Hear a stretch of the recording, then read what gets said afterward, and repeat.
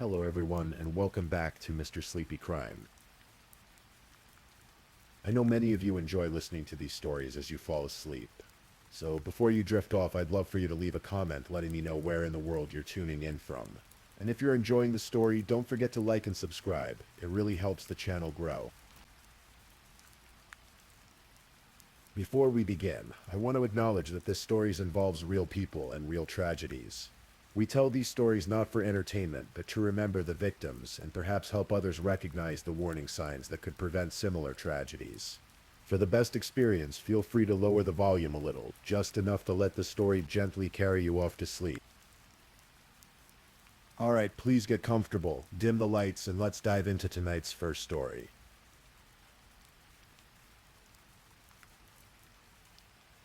Tonight we're going to explore a story that unfolded slowly over 4 years. A story of dreams and disillusionment, of love that turned complicated, and of a fatal night in Florida that left a family shattered. This is the story of Doug Benefield, a former Navy pilot who believed in second chances, and the woman he married after knowing her for only 13 days. Picture a warm summer evening in August of 2016 in Palm Beach, Florida. The presidential campaign was in full swing, and at a political gathering, two people met who seemed at first glance to have little in common. Doug Benefield was 54 years old, a widower, a former naval flight officer who had spent 3 years flying missions from San Diego before transitioning to work as a consultant for technology companies and defense contractors. He had a teenage daughter named Eva, who was 15 at the time. Just 9 months earlier, his wife Renee had died suddenly and unexpectedly from an undiagnosed heart condition. Eva had been the one to find her mother's body. The loss had devastated them both. Ashley Byers was 24 years old. She had trained as a ballerina with the Maryland Youth Ballet and had done some swimsuit modeling. That summer, she was working in the campaign office for Donald Trump in Sarasota, sometimes helping to energize crowds at rallies. She was graceful, beautiful, and full of ambitions for her future. She wanted to build something meaningful in the world of ballet. She wanted a family, she wanted love. When Doug and Ashley met at that gathering, something sparked between them immediately. Doug was captivated.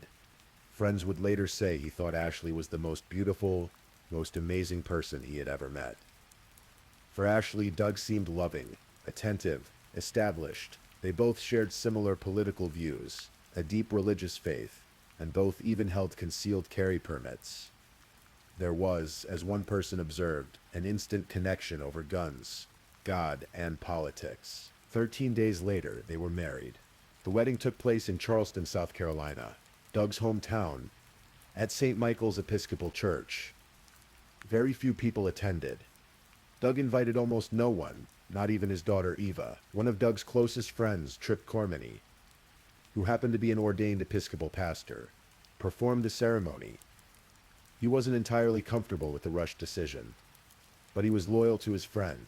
Doug, deeply religious, wanted to marry Ashley before they became intimate. He believed in doing things the right way.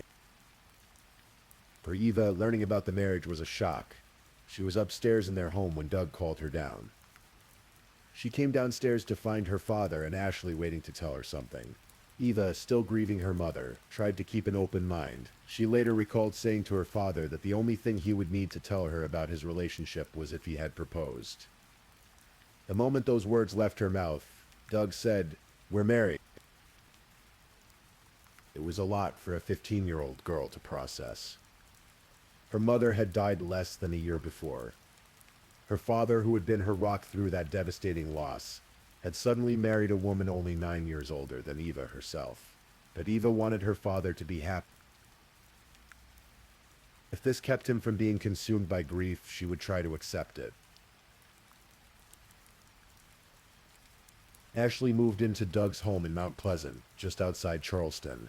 She had a dream, a vision she had been carrying with her for years. She wanted to create a ballet company unlike any other. One that would celebrate diversity and inclusivity in an art form that had always been rigid about body types, heights, and appearances.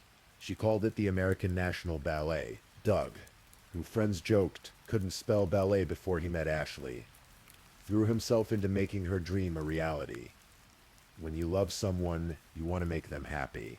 Doug was determined to help Ashley build something extraordinary. Together, they began recruiting dancers from all over the country, promising them a revolutionary company that would welcome tall dancers, short dancers, dancers of different body types and ethnicities. It would be a home for those who had been told they didn't fit the traditional mold. But life at home was becoming complicated. Ashley tried to develop a motherly relationship with Eva, but Eva wasn't ready for that. She was still grieving her own mother, and the last thing she wanted was someone trying to replace her. Ashley meant well, perhaps, but the dynamic was awkward and painful. Eva felt like Ashley was taking away her best friend, her father, the one person who had promised her that everything would eventually be okay. The tension in the household grew, and then one day something happened that would foreshadow the darkness to come. During an argument about Eva, Doug lost his temper. He pulled out a gun, held it to his head, and threatened to blow his brains out in front of Ashley. Then he pulled the trigger. The bullet went into the ceiling of their kitchen. Doug's friend Trip Carmody would later recall Doug telling him about this incident. Doug was embarrassed, ashamed. He said it was the dumbest thing he had ever done in his life. And yet, despite this frightening display, Ashley didn't leave. 2 days later, Doug and Ashley held a formal wedding reception, as if nothing had happened. Ashley was also focused on another dream, becoming a mother. There was a problem, though. Doug had previously had a vasectomy, but because he loved Ashley and wanted to make her happy, he agreed to have the procedure reversed. For Eva, this felt like another betrayal. Her father had told her he wasn't planning on having more children. Now suddenly, he was starting over, building a new family. Eva felt like she was being replaced, just as her mother's memories seemed to be fading into the background. In the summer of 2017, Ashley became pregnant. Around the same time, approximately 40 dancers from around the world began arriving in Charleston to join the American National Ballet. They were excited, full of hope, ready to be part of something groundbreaking. They believed in Ashley's vision. They trusted that the promises they had been made would be kept. But when they arrived, Ashley was nowhere to be found. Doug stood before the assembled dancers and explained that Ashley was bedridden with a difficult pregnancy and wouldn't be able to work with them for the foreseeable future. The dancers were confused and disappointed. This wasn't what they had been promised. They had been told there would be a state-of-the-art facility in downtown Charleston. Instead, they found themselves asking local dance studios if they could use their space. The promised budget of $2.5 million never materialized. The grand vision began to crumble almost immediately. By the end of August, Ashley had moved back to Florida to live with her mother, Alicia. She said it was a mutual decision, that Doug couldn't take care of her while running the ballet company, and that her mother could provide better support during her difficult pregnancy. Doug stayed in Charleston, trying desperately to keep the American National Ballet alive. But without Ashley and without the promised funding, it was a losing battle. Within months, the company collapsed entirely, leaving dozens of professional dancers feeling betrayed and abandoned. The marriage, too, was beginning to show deep cracks. Ashley would later claim that during her pregnancy, she began to suspect Doug was poisoning her. She felt more nauseous than she thought she should be. She started asking Doug about how his first wife, Renee, had died. When Doug told her it was a heart condition, an artery blockage, Ashley began to wonder if there was something more sinister at play. She suggested to Doug's cousin Tommy that perhaps Doug had poisoned Renee. Tommy was stunned. He had read the autopsy report. It was clear. Renee had died of coronary artery sclerosis, a heart condition. There was no poison involved, but Ashley's suspicions deepened. One night in September, while Doug was out, Ashley and her mother returned to the house in Charleston. What happened that night would become another point of contention between them. Another piece of a story that was growing darker and more tangled with each passing month. In March of 2018, 3 weeks before her due date, Ashley checked into a hospital in Florida. She told the medical staff that her husband had been poisoning her. Doctors performed an emergency cesarean section and delivered a healthy baby girl. Doug didn't even know his daughter had been born. Ashley named the baby Emerson. She left Doug's name off the birth certificate. She had decided, it seemed, that she wanted to be a single mother. She wanted to raise her child alone, without Doug in their lives. When Doug found out, he was devastated. He sent emails, pleading to be part of his daughter's life. begging Ashley to let him be a father to Emerson. But Ashley was firm. She believed Doug was dangerous, manipulative, controlling. She believed he had harmed her during her pregnancy, and she was determined to protect her child. Doug hired attorneys. Ashley filed for domestic violence protection, submitting lengthy documents to the court outlining her allegations. She claimed Doug was abusive, that he had been controlling and violent throughout their marriage. She accused him of trying to poison her and of having poisoned his first wife. She sought a restraining order that would prevent Doug from having any contact with Emerson. But when the case went before a judge, the judge was not convinced. The judge found that there was not a single scintilla of credible evidence to support Ashley's claims of poisoning. The domestic violence injunction was denied. The judge questioned Ashley's credibility. Despite the court's ruling, Ashley continued to fight. Over the following months and years, Doug and Ashley would be in and out of family court, battling over custody. They obtained a mutual restraining order in South Carolina, one that prevented them from contacting each other. Doug eventually filed for divorce. He also filed allegations of parental alienation, claiming Ashley was deliberately trying to keep him away from his daughter. The custody arrangement that eventually emerged was complicated. Doug and Ashley would share custody of Emerson when she was 6 months old. Though Ashley continued to accuse Doug of abuse, she later claimed that Emerson began coming home with injuries after spending time with Doug. She accused him of physically and sexually abusing their daughter. Child Protective Services investigated. Doug was evaluated by a psychologist. In the end, he was cleared of all allegations. No evidence was found to support Ashley's claims. And yet, the battle continued. Doug told friends and family that he believed Ashley might be mentally unstable. Ashley told her therapist and her mother that she was living in constant fear of Doug, that he was dangerous, that she had tried to get help from authorities but no one would believe her. By 2019, something unexpected happened. Doug and Ashley began to reconcile. After all the court battles, all the accusations, all the pain, they started spending time together again. They went to therapy together. They saw a psychologist as part of their custody proceedings. To outsiders, it seemed like they were trying to work things out, to rebuild their family for the sake of their daughter. You even noticed her father seemed happier. Doug told her that his relationship with Ashley was going well, that he was excited for a fresh start. Friends held their breath, hoping that maybe somehow this reunion would work. But they also worried. Trip Cormany, Doug's close friend, knew better than to try to talk Doug out of it. He could see that Doug was committed to making this work, no matter what it took. He would later say that Doug was going to do this if it killed him. In August of 2019, Doug noticed something. When Ashley came to drop off Emerson, she was wearing what appeared to be an engagement ring. Doug's suspicions were aroused. He hired a private investigator who discovered that Ashley was seeing someone else. Doug felt betrayed all over again. He filed for divorce once more. Ashley, in turn, filed new allegations.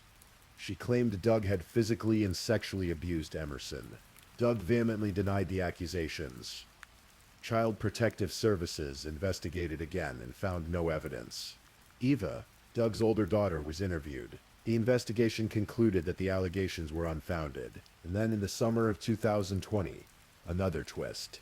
Despite the divorce filing, despite the ongoing custody battle, despite everything, Ashley and Doug decided to try again.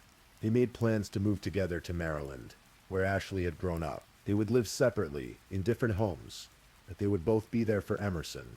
It was a plan that seemed to some optimistic. To others it seemed impossible.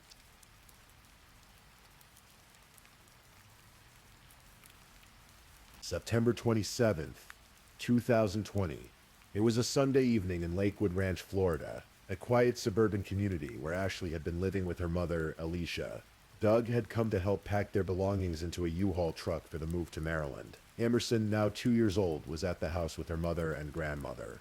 Around 7 p.m., Alicia took Emerson to a nearby park. This left Doug and Ashley alone in the house. What happened next is a matter of profound dispute. There were no witnesses. There was no video footage. There were only 2 people in that house, and only one of them would survive to tell the story. According to Ashley, an argument erupted between her and Doug. She would later testify in court that Doug became angry, that he struck her in the face, that he blocked her from leaving the room. She said she was terrified. that she grabbed her .45 caliber handgun, that she begged Doug to stop, to leave her alone. She claimed that Doug lunged at her, and in that moment, fearing for her life, she fired 2 shots. One hit Doug in the leg. The second, the fatal shot, entered the right side of his chest. The bullet traveled through his chest wall, hitting his right lung and causing catastrophic internal damage. Ashley ran, still holding the gun.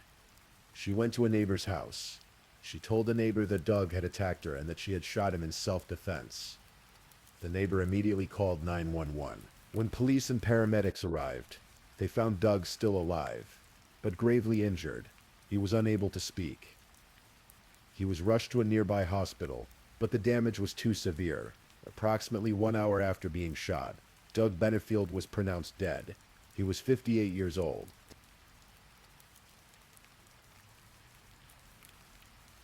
Detectives from the Manatee County Sheriff's Office began their investigation immediately. Ashley, advised by her attorney, did not speak to them. Her mother, Alicia, and her lawyer spoke on her behalf, stating that Ashley and Alicia had been living in fear of Doug for 3.5 years, that they had tried to get help but no one would listen. The investigators examined the scene carefully. They noted the trajectories of the bullets. They measured distances.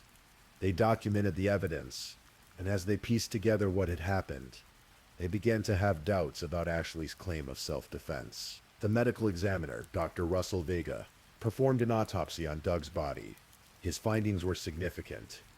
The fatal shot had entered the right side of Doug's chest, not the front.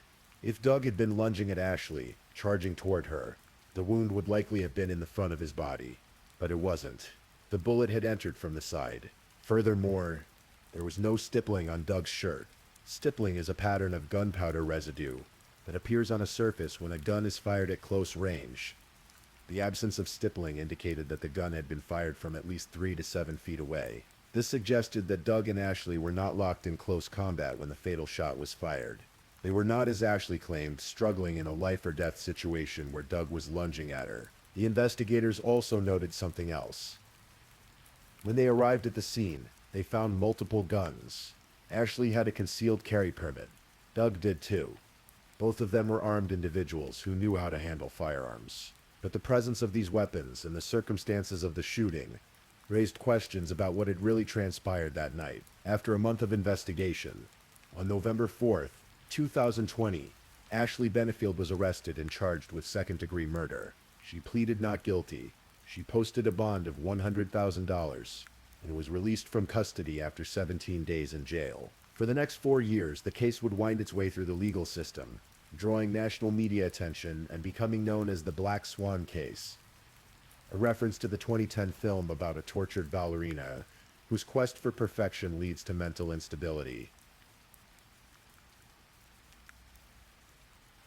As the case developed, 2 starkly different narratives emerged. To the prosecution, this was a case about custody, about control, about a woman who had decided early in her pregnancy that she wanted to be a single mother and would stop at nothing to achieve that goal. Assistant State Attorney Suzanne O'Donnell argued that Ashley had fabricated the abuse allegations, that she had systematically worked to alienate Doug from his daughter, and that when all other avenues failed, when it became clear that Doug was not going to simply disappear from their lives, Ashley decided to eliminate him permanently. The prosecution pointed to the pattern of allegations over the years.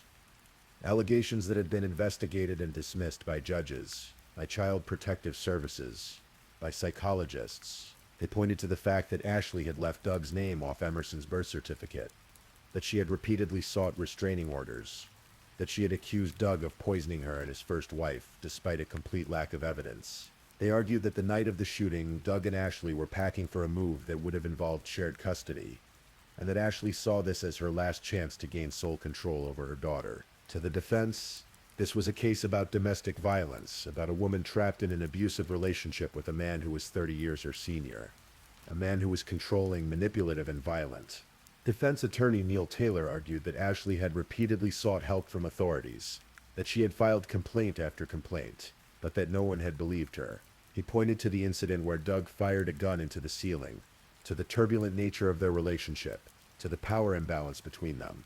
Taylor presented text messages between Ashley and Doug, messages that he said showed Doug's controlling behavior.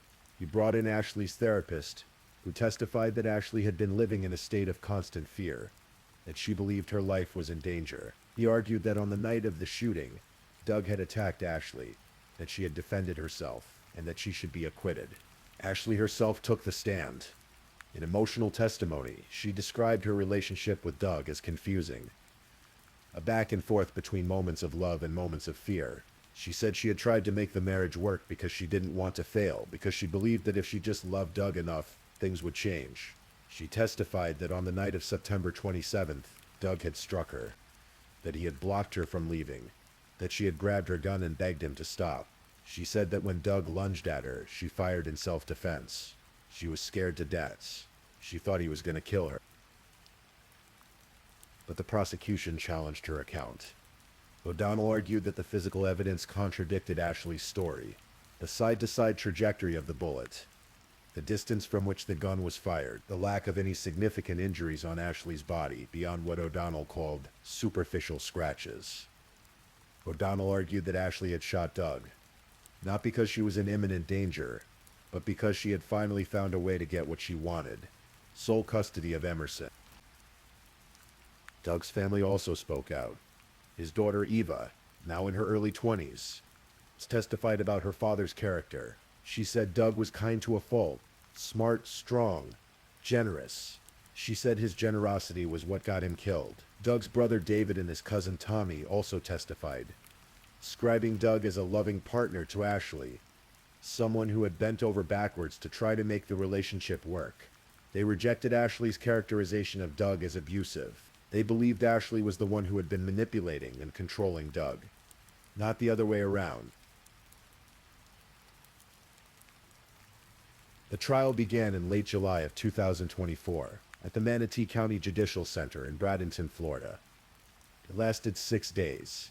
Both sides presented their evidence, their witnesses, their theories of what had happened. The jury listened to testimony from Eva, from Doug's friends and family, from Ashley's therapist, from the medical examiner, from detectives and investigators. They saw photos of the scene. They heard recordings of the 911 call. They examined the text messages between Doug and Ashley. On the evening of July 30th, after hours of deliberation, the jury returned with a verdict. Ashley Benefield was found not guilty of second-degree murder, but she was found guilty of the lesser charge of manslaughter with a firearm. When the verdict was announced, the judge immediately revoked Ashley's bond. She was taken into custody by the Manatee County Sheriff's Office.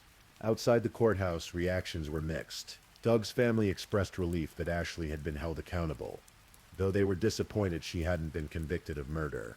Eva said she felt justice had been served. She believed her father was the victim, not Ashley. Ashley's supporters, including her mother Alicia and her young daughter Emerson, had been holding vigils outside the courthouse throughout the trial. They maintained that Ashley had acted in self-defense, that she had been a victim of abuse, and that the verdict was unjust. The case attracted significant attention on social media. Eva, who had a large following on TikTok, posted videos about the trial, sharing her perspective and her grief. Some people believed Ashley, others believed Doug's family. The case became in many ways a flashpoint for larger debates about domestic violence, about self-defense, about who gets believed and who doesn't.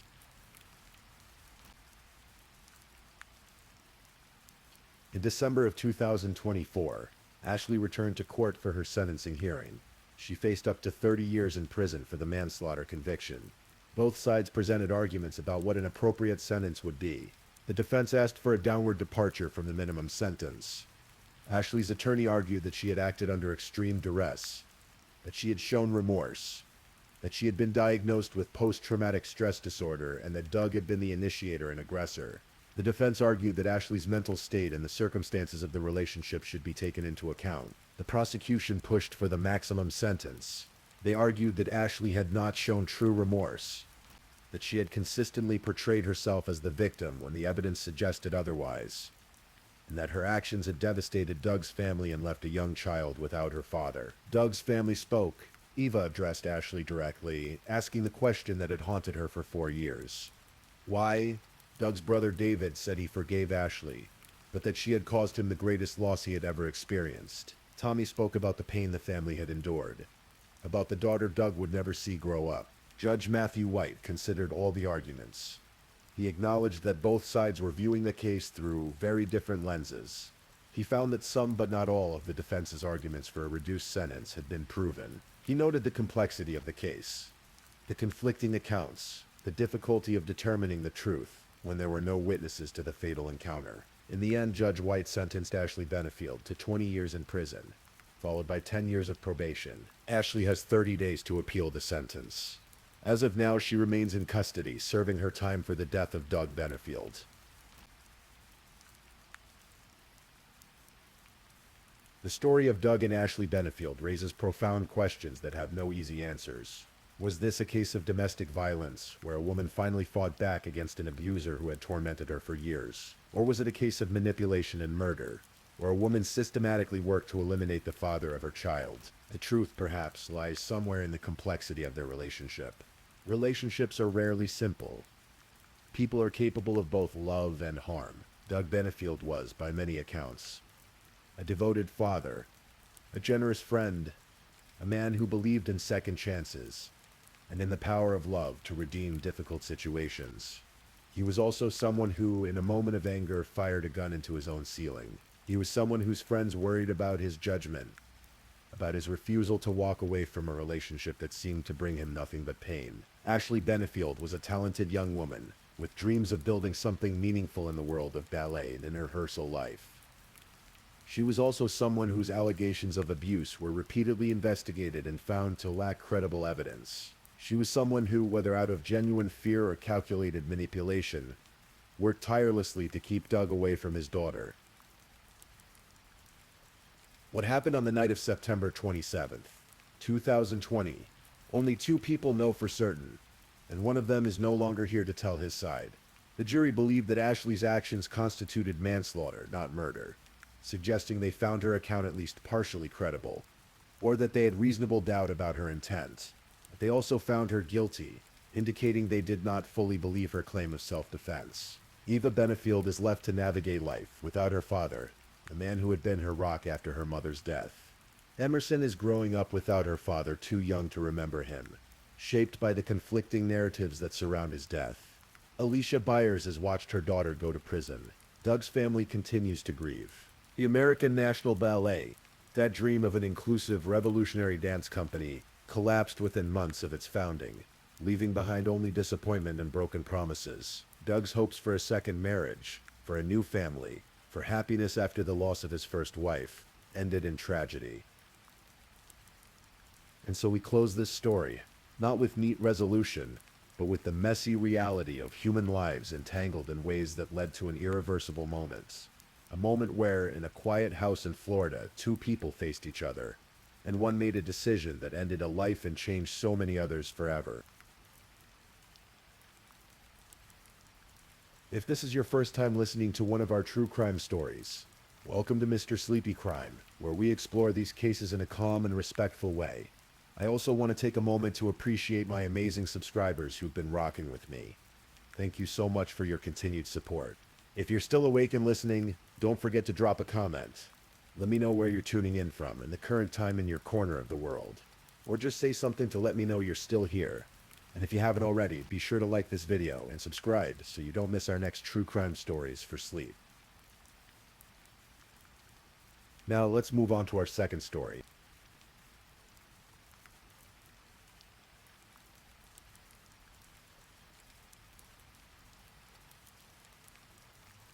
Story 2. Tonight, as you drift toward sleep, I'm going to tell you a story. One that happened not so long ago in a quiet corner of Ohio. It's a story about a young woman named Shannon, about the darkness that can hide behind familiar faces, and about a sister's unrelenting search for truth.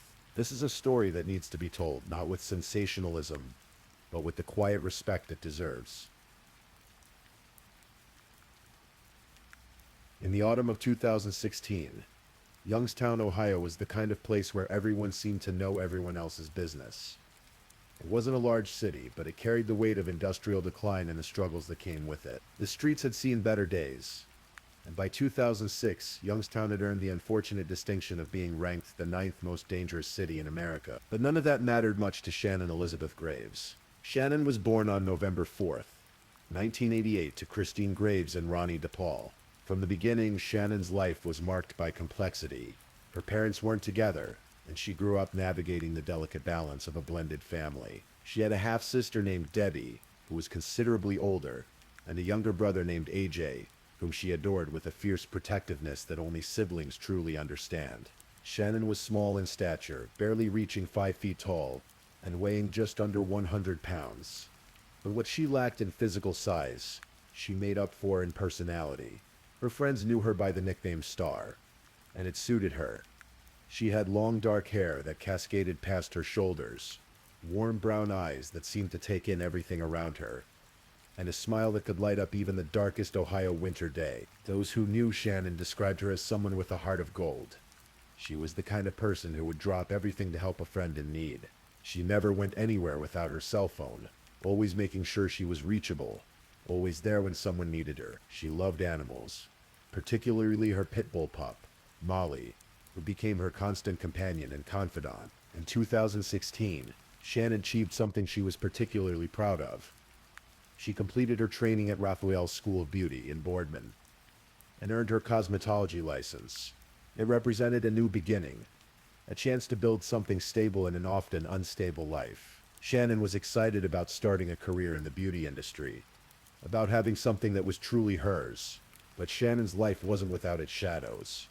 Like many young people in Youngstown, she found herself drawn to what some might call a rough crowd. She hung out with people who lived on society's edges, people who dealt in substances that existed outside the law, people whose lives were complicated and sometimes dangerous. Her half-sister Debbie, who had practically raised Shannon like a daughter, watched with concern as Shannon made choices that worried her. But Shannon was her own person, living her own life, making her own decisions. And in April of 2016, Shannon made a decision that would ultimately seal her fate. She met a man named Arturo Novoa.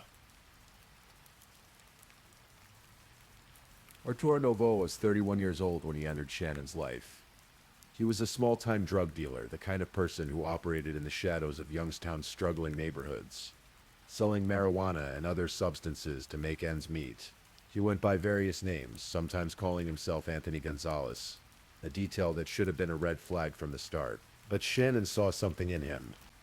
Perhaps it was the thrill of danger, or perhaps she believed she could be the one to change him. Whatever the reason, their relationship moved quickly. By September of 2016, just 5 months after they met, Shannon and Arturo moved in together in a home on Mahoning Avenue in Youngstown. From the outside, it might have looked like a fresh start, but behind closed doors, the relationship was anything but healthy. Those who knew Shannon during this time witnessed something that terrified them. Arturo was physically violent toward her. The relationship was tumultuous, marked by screaming arguments that neighbors could hear through thin walls, by bruises that Shannon tried to hide under long sleeves, by a pattern of abuse that grew worse with each passing week. Shannon's friends begged her to leave. Debbie pleaded with her to come home, to get away from this man who was hurting her. But like so many victims of domestic violence, Shannon found herself trapped in a cycle that's nearly impossible to break. There were probably promises that he would change, apologies that felt sincere in the moment, brief periods of calm that gave her hope things might get better. But they never did. By December of 2016, something shifted. Shannon and Arturo's relationship reached a breaking point, and he moved out of the Mahoning Avenue home. Shannon must have felt relief, perhaps even hope that she could finally move forward with her life, focus on her cosmetology career, spend time with Molly, rebuild. But Arturo hadn't really left her life. He had simply moved into another woman's life. Her name was Katrina Layton, a single mother who lived on Shields Road. Arturo had been seeing Katrina secretly, carrying on a relationship behind Shannon's back. When he moved out of Shannon's home, he moved directly into Katrina's. But here's where the story takes its first truly dark turn. After just 1 week with Katrina, Arturo moved back to Shannon's house on Mahoning Avenue. Why did Shannon take him back? We may never fully understand. Perhaps she loved him. Perhaps she was afraid of him. Perhaps she believed his promises that things would be different this time. Whatever the reason, Arturo Novoa was back in Shannon Graves' life, and he was still seeing Katrina Layton.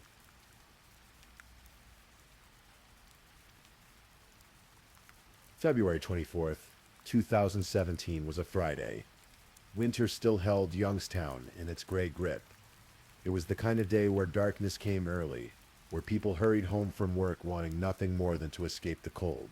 For Shannon Graves, it would be the last day of her life. What happened in that house on Mahoning Avenue has been pieced together through court testimony, forensic evidence, and the confessions of those involved. The details are disturbing, but they need to be told. At some point during that February day, an argument erupted between Shannon and Arturo.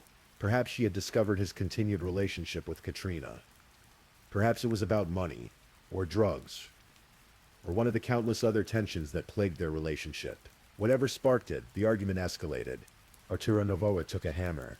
In the bedroom they once shared, in the home where Shannon should have felt safe, he struck her, again and again. Shannon Graves, 28 years old, bright and kind and full of dreams about her future in cosmetology, was beaten to death with a hammer by the man she had taken back into her life. But the horror didn't end with Shannon's death. In fact, in many ways, it was only beginning. After killing Shannon, Arturo did what guilty people do. He panicked. He needed help, and he knew exactly who to call. Katrina Layton answered her phone that February evening. We can only imagine what Arturo told her, how he explained what he had done. But whatever he said, Katrina made a choice. Instead of calling the police, instead of seeking help for Shannon, Katrina chose to help Arturo cover up his crime. What followed was a grotesque attempt to hide what had happened. A series of actions so disturbing that the prosecutor who later handled the case would describe it as containing the most gruesome and horrific details in Mahoning County crime history. Arturo began by shaving Shannon's head, attempting to make identification more difficult. Then, together with Katrina, he wrapped Shannon's body in several black garbage bags. They placed her in the trunk of his car and drove through the dark Youngstown streets to Katrina Layton's home. On Shields Road, at Katrina's house, they were joined by another person, Andrew Herman, a friend of Arturo's who agreed to help with what came next.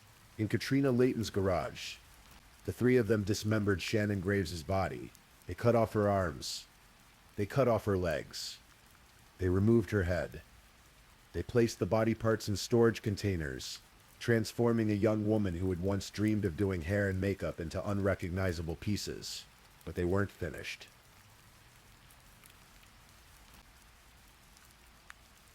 Between February 24th and mid-March, Arturo, Katrina, and Andrew engaged in an elaborate and increasingly desperate attempt to destroy evidence of what they had done. Arturo had a friend who lived on Sherwood Avenue. On March 1st, just days after Shannon's murder, Arturo asked this friend if he could have a bonfire at his house. The friend, having no idea what Arturo was really planning, agreed. That evening, Arturo and Katrina brought bags and totes to the Sherwood Avenue address. In a growing fire, they burned Shannon's belongings. Her clothes, her papers, her identification, her long dark hair that Arturo had shaved from her head, a bracelet that said Shannon on it. The fire grew so large that neighbors became concerned. At one point, it was big enough that the fire department was called to investigate.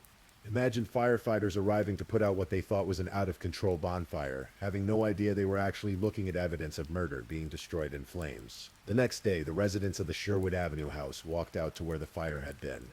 They'd seen Arturo and Katrina pulling items from bags and totes and throwing them into the flames, and something about it had seemed strange. When they looked through the ashes, they found that bracelet, the one that said Shannon on it. Concerned, they scooped up the ashes from the fire pit and placed them in a laundry basket. They didn't know it yet, but they had just preserved crucial evidence. Meanwhile, back at the homes, Arturo and Katrina were dealing with Shannon's remains. On March 11th, they placed an order at Walmart for 12 gallons of sulfuric acid. But they were paranoid about being identified, so they placed the order under the name Chicken Man instead of using real names. When they went to pick up the acid, the Walmart employee refused to hand it over without seeing identification.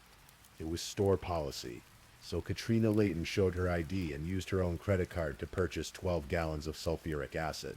Think about that for a moment. A Walmart employee, probably working a minimum wage job, probably thinking about what to make for dinner that night, had no idea she was selling acid that would be used to dissolve parts of a murdered woman's body. Arturo and Katrina took the acid back to the Mahoning Avenue address.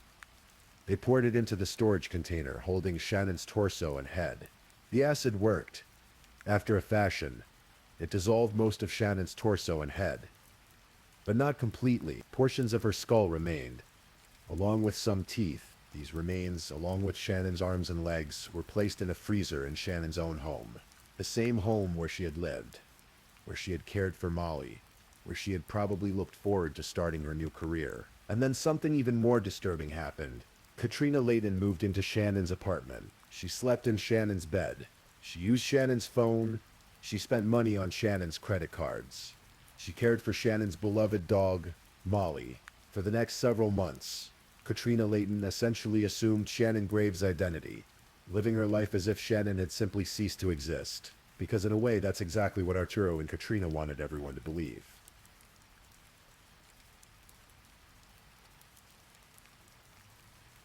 Shannon's family knew something was wrong. Shannon might go periods without constant contact, but she never completely disappeared. She had never missed her own birthday before.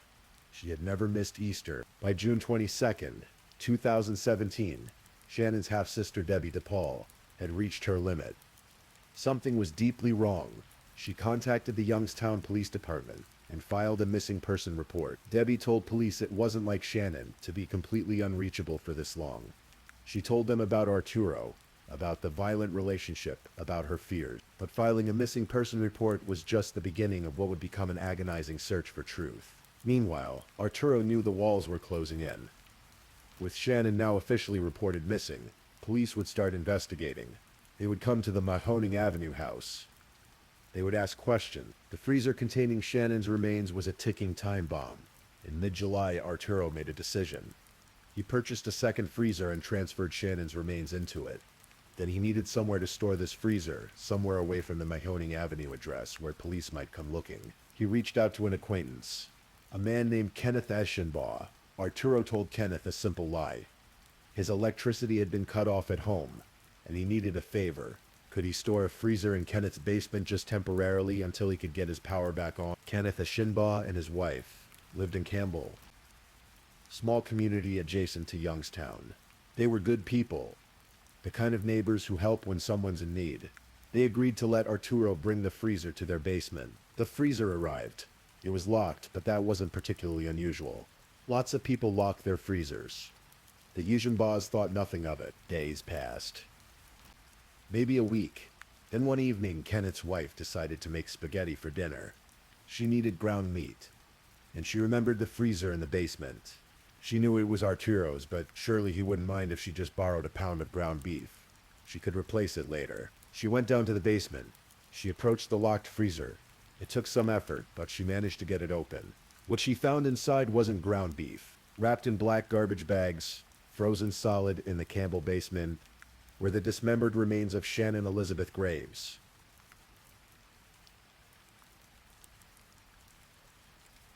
The discovery on that July evening sent shockwaves through the small communities of Campbell and Youngstown. Police were called immediately. The Mahoning County Sheriff's Department and Youngstown Police Department descended on the Eschenbaugh home. The freezer was removed as evidence. The remains inside were taken to the Cuyahoga County Coroner's Office. Identification would require forensic analysis, dental records, and DNA testing. Within days, investigators confirmed what Shannon's family had feared but hoped against. The remains were those of Shannon Graves. Her fingerprints, taken from the portions of her hands that remained, matched her records. DNA confirmed her identity on July 29, 2017. Shannon was officially pronounced dead, even though she had actually died on February 24th, 5 months earlier. Arturo Novoa and Katrina Layton were arrested quickly. Both were charged with aggravated murder, tampering with evidence, and abuse of a corpse. Bond was set at $1 million for each of them. Andrew Herman, who had helped dismember Shannon's body, was also arrested and charged. His girlfriend, Michelle Eilenfeld, was later arrested for lying to the grand jury and attempting to intimidate a witness who was cooperating with police. But the investigation was far from straightforward. Initially, Katrina Layton struck a deal. She would testify against Arturo in exchange for having her murder charges dropped. She pleaded guilty to lesser charges, abuse of a corpse and obstruction of justice. Shannon's family was outraged. Debbie DePaul and her father Ronnie felt betrayed by the justice system. They hadn't been notified of the plea negotiations. They hadn't been consulted about whether Katrina should be allowed to escape murder charges. According to Marzi's law, which guarantees certain rights to crime victims' families, they should have been informed of every step of the proceedings. But the prosecutors had made their decision. Katrina's testimony would be crucial in securing a conviction against Arturo Novoa. Except Katrina didn't hold up her end of the bargain. When prosecutors prepared for trial, they discovered that Katrina had lied to investigators. Her testimony was unreliable. The plea agreement had been based on false statements. Prosecutors filed a motion to vacate Katrina's plea and sentencing agreement. Instead of walking away with reduced charges, Katrina would face serious consequences after all.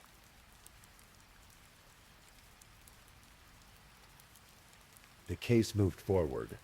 Arturo Novoa, facing the weight of evidence against him and the prospect of spending the rest of his life in prison, made a decision.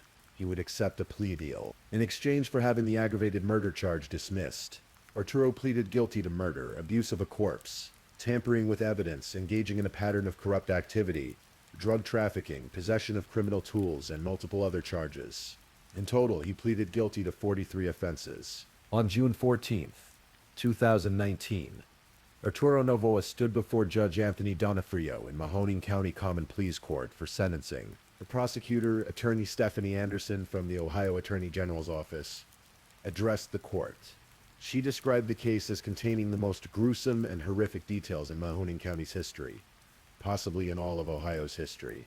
She detailed how Arturo had killed Shannon, dismembered her body, attempted to dissolve her in acid, burned her belongings, and moved her remains multiple times over months to avoid detection. Judge Donofrio listened to all the evidence. Then he looked at Arturo Novoa and spoke words that captured the horror of what had been done. Your planning, scheming, and actions in this case have shocked the conscience of the community, the judge said. Your actions were inhumane, cruel, sadistic, and barbaric. Arturo Novoa was sentenced to 48 years to life in prison. Given his age at sentencing, it meant he would likely die in prison. Katrina Layton, after her plea agreement fell apart, was ultimately sentenced to 18 years in prison for her role in the murder, dismemberment, and cover-up. She was later released to a correctional facility where she is expected to remain until 2036. Andrew Herman pleaded guilty to charges related to helping dismember Shannon's body and was sentenced to prison time. Michelle Einfeld was sentenced for her obstruction efforts. But even with all these convictions, something crucial remained unresolved. Not all of Shannon's remains had been found. Her complete body had never been recovered. Portions of her had been dissolved in acid. Other portions may have been disposed of in ways police never discovered. To this day, investigators continue to search for additional remains, hoping to give Shannon's family complete closure. Every few weeks, Debbie DePaul visits St. John's Cemetery in Campbell. She trims the grass around Shannon's grave. She spray paints a large pink heart on the ground next to the gravestone. Pink was Shannon's favorite color. Shannon Elizabeth Graves is buried there, or at least the parts of her that were recovered. The gravestone marks a life that ended far too soon, a life full of potential that was stolen by violence. Debbie took in Shannon's pit bull, Molly. The dog serves as a living connection to the sister Debbie loved and lost. Every time she looks at Molly, she remembers the Shannon who cared for this animal, who loved with her whole heart, who dreamed of building a career and a better life. The case highlights something that often goes unnoticed in true crime stories. Shannon Graves was a real person. She wasn't just a victim in a sensational case. She was someone's daughter, someone's sister, someone's friend. She had dreams and fears and favorite colors. She wanted to do hair and makeup. She loved her dog. She was trying to navigate a complicated life in a complicated world, and she found herself in a relationship with a violent man. Situation that escalates to lethality far more often than most people realize. Domestic violence claims lives with devastating regularity. The statistics are chilling. 1 in 4 women will experience severe physical violence from an intimate partner in their lifetime. Shannon's story is a reminder that abuse doesn't always look the way we expect. The victims don't always leave. The perpetrators don't always seem dangerous to outsiders, and the consequences can be fatal. October is Domestic Violence Awareness Month. If you or someone you know is in a potentially dangerous relationship, help is available. The National Domestic Violence Hotline can be reached at 1-800-799-7233. In the Youngstown area, organizations like Sojourner House provide shelter and support. These resources exist because of cases like Shannon's, because people like Debbie DePaul refuse to let their loved ones be forgotten. And so we come to the end of Shannon's story, or at least the end of what can be told. Her murder shocked a community. Her case worked its way through the criminal justice system. Her killers were convicted and sent to prison. But Shannon herself remains more than just a case file. She's a sister who is missed, a daughter who is mourned, a young woman whose life mattered, whose dreams mattered, whose favorite color was pink. As you drift off to sleep tonight, perhaps you'll think of Shannon. Perhaps you'll remember that behind every true crime story is a real person, someone who laughed and loved and hoped for better days. And in the morning, maybe take a moment to appreciate the people in your life, to recognize the signs if someone you know is in danger, to remember Shannon Graves and the countless others whose stories need to be told. If you're still awake and listening, check whether you've left your little goodnight comment. I always check your comments before I sleep too. And if you haven't already, don't forget to like this video and subscribe so you don't miss our next true crime stories for sleep. Meanwhile, let's move on to our third story.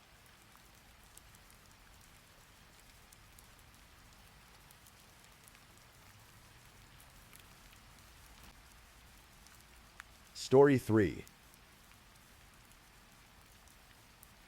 Tonight, we'll explore a tale of love, ambition, betrayal, and the slow, insidious nature of evil hidden behind a perfect facade.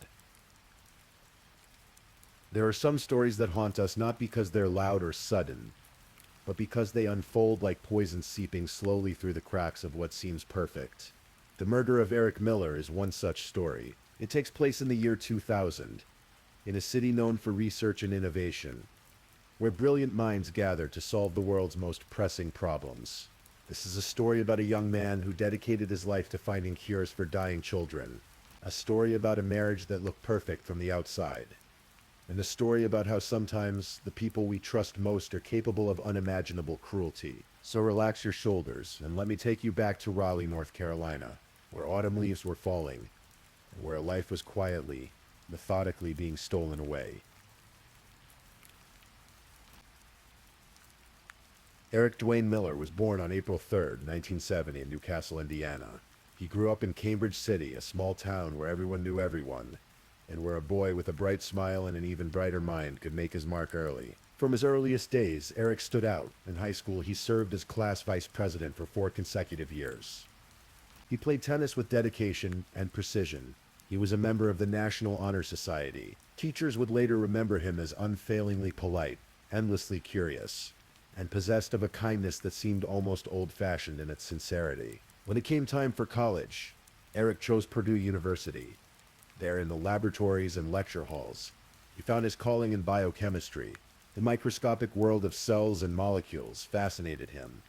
He was methodical, patient, and driven by a desire to make a real difference in the world. It was in a science class at Purdue that Eric met Ann Breyer. She was tall, blonde, intelligent, and ambitious. Friends and family would later describe the couple as looking like Ken and Barbie, the all-American dream. Eric's sister, Leanne, could tell immediately that this relationship was different from Eric's previous romances. There was something in the way he looked at Anne, something deeper. Anne's college roommate, Renee, remembered the Valentine's Day when Eric proposed. It was, she said, the happiest time of Anne's life. She was marrying the man of her dreams. On February 27th, 1993, Eric and Anne were married. He was 22. She was 22. They had their whole lives ahead of them, or so it seemed. After graduating from Purdue in 1992 with his undergraduate degree, Eric continued his education. He was accepted into the doctoral program in biochemistry at North Carolina State University in Raleigh. The couple moved south, leaving behind the familiar landscapes of Indiana for the tree-lined streets of North Carolina's Research Triangle. Anne found work as a research scientist at GlaxoSmithKline, one of the world's largest pharmaceutical companies. She was surrounded by state-of-the-art laboratories, brilliant colleagues, and the promise of a lucrative career. Eric, meanwhile, pursued his doctorate with single-minded devotion. In December of 1998, at the age of 28, he earned his PhD in biochemistry. But instead of accepting the high-paying positions that pharmaceutical companies dangled before him, positions that would have brought six-figure salaries and comfortable suburban lives, Eric made a different choice. He accepted a postdoctoral fellowship at the Lineberger Comprehensive Cancer Center at the University of North Carolina at Chapel Hill. His focus was pediatric AIDS research. He was working to save the lives of children born with HIV, children who had no control over their diagnosis, children who deserved a fighting chance. It wasn't glamorous work, it wasn't lucrative, but it was meaningful, and for Eric Miller, that was worth more than money. The couple bought a house in Raleigh. Eric was over the moon when their daughter Claire was born. He told his mother Doris something she would never forget. Looking at his infant daughter, he said, "Mom, you always told me how much you loved me, but I never knew how much you loved me until I had Claire." Eric was an active member of St. Francis of Assisi Catholic Church in Raleigh. He served as a coordinator for the Eucharistic ministry. He and Anne even volunteered as marriage counselors at their church, helping other couples navigate the challenges of married life. To everyone who knew them, Eric and Ann Miller were living proof that hard work, faith, and love could build a beautiful life. They were the couple everyone admired, the couple everyone wanted to be, but behind closed doors, cracks were forming in the foundation. Cracks that no one could see. Cracks that would soon split wide open. Ann Miller had always wanted more, while Eric was content with his modest salary and his meaningful work. Ann craved a certain lifestyle. She wanted nice things, she wanted adventure, she wanted excitement. At GlaxoSmithKline, Ann worked alongside hundreds of scientists and researchers. Among them was a man named Daryl Willard. He was 37 years old, married to a woman named Yvette, and by all accounts he was good at his job. Respected, reliable, but Daryl Willard was going through what many would call a midlife crisis. As he approached 40, he found himself taking stock of his life, questioning his choices, wondering if this was all there was. He was vulnerable. And Ann Miller, it seems, recognized that vulnerability. No one knows exactly when the affair between Ann Miller and Daryl Willard began, but phone records would later paint a damning picture. During a one-month period in the fall of 2000, there were more than 100 calls between Ann's home, work, and cell phones, and Daryl's various phone lines.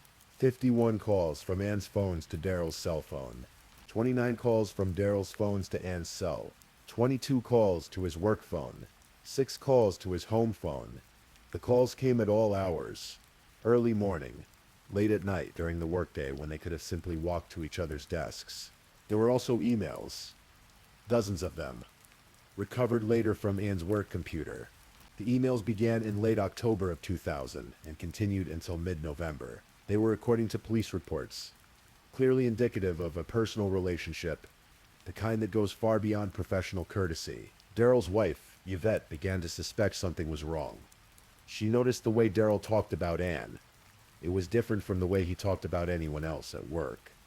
There was an edge to it, an intensity. Just days before Eric Miller became violently ill, Ann and Daryl took a romantic trip together to Chicago. While Eric was at home, presumably caring for their infant daughter or working in his laboratory, trying to save children's lives, his wife was in another state with another man. But the affair, destructive as it was not the worst of what Ann Miller was hiding. She had been unfaithful before Daryl Willard ever entered the picture. Lieutenant Chris Morgan, the detective who would later lead the investigation into Eric's death, discovered that Ann had been involved with a man in California. She had paid for cross-country flights to meet him. She had arranged rendezvous at lavish hotels in New York and on the Outer Banks. She spent money they didn't have to maintain a secret life that Eric knew nothing about. Ann Miller, it seemed, was living a double life. Triple if you counted the facade she maintained at church, where she and Eric counseled other couples on how to maintain healthy marriages. The question that would haunt investigators for years was simple but terrible. When did Ann Miller decide that an affair wasn't enough? When did she decide that the only way to have the life she wanted was to end the life of the man who loved her?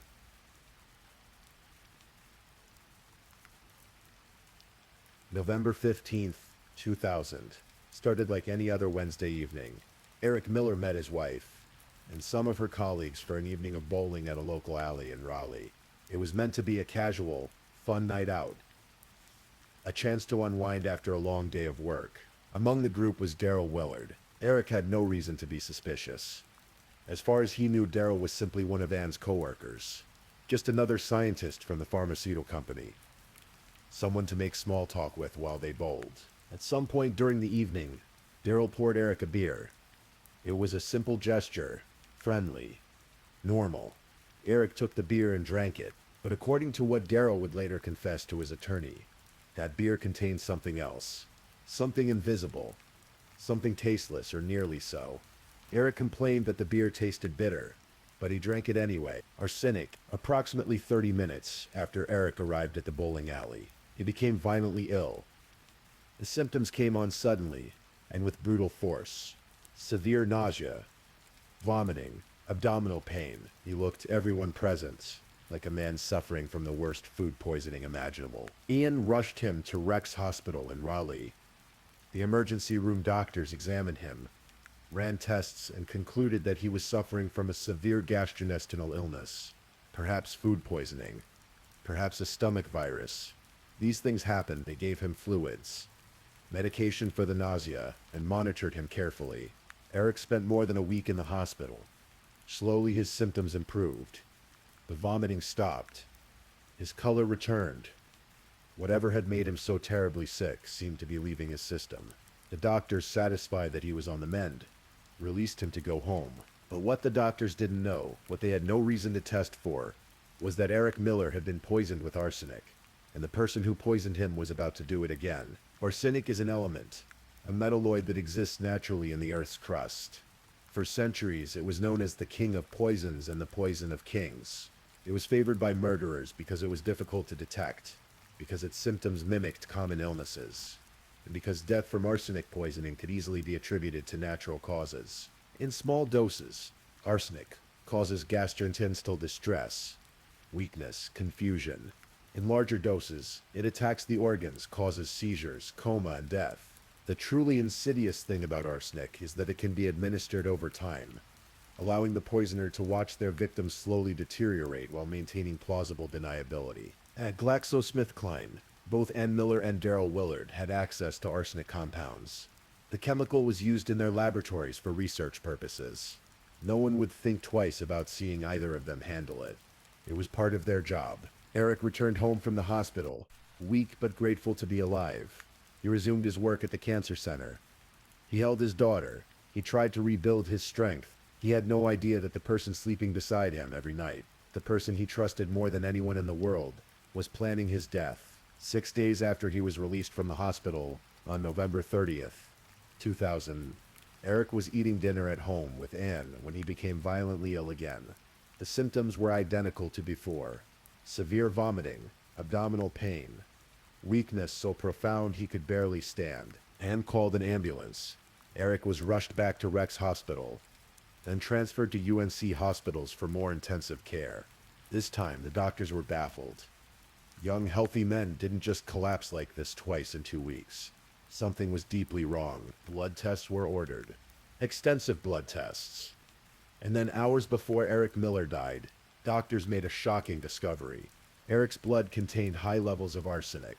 This wasn't food poisoning. This wasn't a virus. This was poison. But by the time the doctors discovered what was killing Eric Miller, it was too late to save him.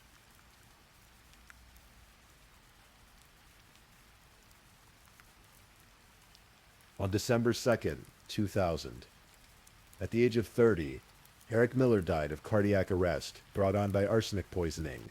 His heart, weakened by the toxic assault on his system, simply stopped beating. His parents, Burris and Doris, arrived at the hospital just minutes after their son's death.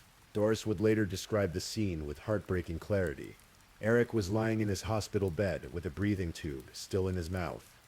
They had tried to resuscitate him, but there was nothing more to be done. His body was cold. Doris wanted to remove the tube from his mouth. She wanted to cover him up because he looked so cold. A mother's instinct, even in death, is to protect her child. At the funeral, Ann Miller appeared devastated. She wept. She leaned on her father for support. She appeared to everyone present to be a young widow shattered by the sudden, inexplicable loss of her husband. Eric's family was in shock. This made no sense. Eric was 30 years old. He was healthy. He was a brilliant researcher. How could he just die? But even as the family grieved, the Raleigh Police Department launched an investigation. Arsenic poisoning is not accidental. Someone had killed Eric Miller. The question was who? Lieutenant Chris Morgan was assigned to lead the case. He was a veteran homicide investigator, approaching retirement age, and the Eric Miller case would become an obsession that would define the final years of his career. Morgan's first thought was that perhaps Eric had been poisoned accidentally at his laboratory. Raleigh was known as the research capital of the nation, home to more than 100 laboratories.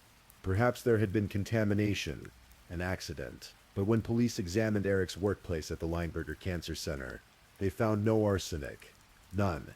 His laboratory was clean. Then the autopsy report came back, and it revealed something even more shocking than the arsenic poisoning itself. The medical examiner, Dr. Tom Clark, found arsenic in samples of Eric's hair, and not recent arsenic. The hair samples showed that Eric had been exposed to arsenic 4 months before that night at the bowling alley. 4 months before he ever went bowling with Daryl Willard. Months before anyone believed Ann and Daryl's affair had even begun. Dr. Clark was almost certain that Eric had received multiple doses of arsenic over a period of months, and the final fatal dose had likely been administered while Eric was in the hospital during his second admission. Let that sink in for a moment. Someone had walked into Eric Miller's hospital room while he lay weak and vulnerable, while nurses bustled in the hallway, while family members sat in waiting rooms praying for his recovery, and they had given him a lethal dose of poison. As Lieutenant Morgan pieced together the timeline, one terrifying truth became clear. Arsenic is not the kind of poison you can administer from a distance. The poisoner has to be close to the victim. Close enough to put the arsenic in food or drink. Close enough to inject it into an IV line. Close enough to watch them die. In terms of possible suspects, that left only one person. Ann Miller. Detective Deborah Regenton was sent to search the Miller home. She and her team collected samples of everything. Every bottle of shampoo, every conditioner, every bar of soap, every fluid in the refrigerator, every cleaning product under the sink. If it was liquid, if it could conceivably contain arsenic, they took a sample. They found nothing. But phone records and computer forensics were beginning to tell a very different story.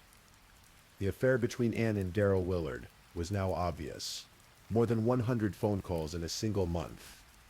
Emails that clearly showed a romantic relationship. A trip to Chicago just days before Eric became ill. On January 21st, 2001, the police made their move.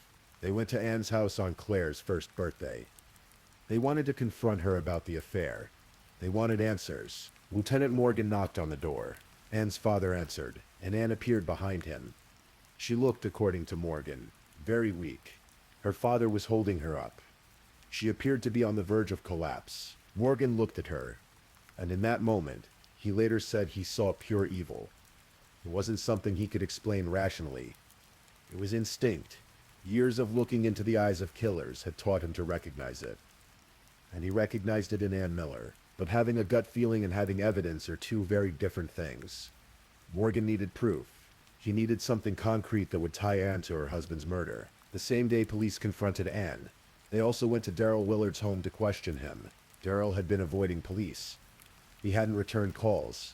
He hadn't given an interview. When Morgan arrived at his house, Daryl came to the door, and Morgan saw a man experiencing what he could only describe as total defeat. Morgan said to Daryl, "I think you've been used by a woman." Daryl looked up with resignation on his face and replied, "Yeah, and she's done a very good job of it." Then Daryl said he couldn't talk anymore. He needed to call his attorney. He sat in the back of Morgan's police car and made the call while Morgan stood outside, wishing desperately that he could hear the conversation. He was certain Daryl knew who killed Eric Miller. He was the key to solving the case. But 24 hours later, everything changed.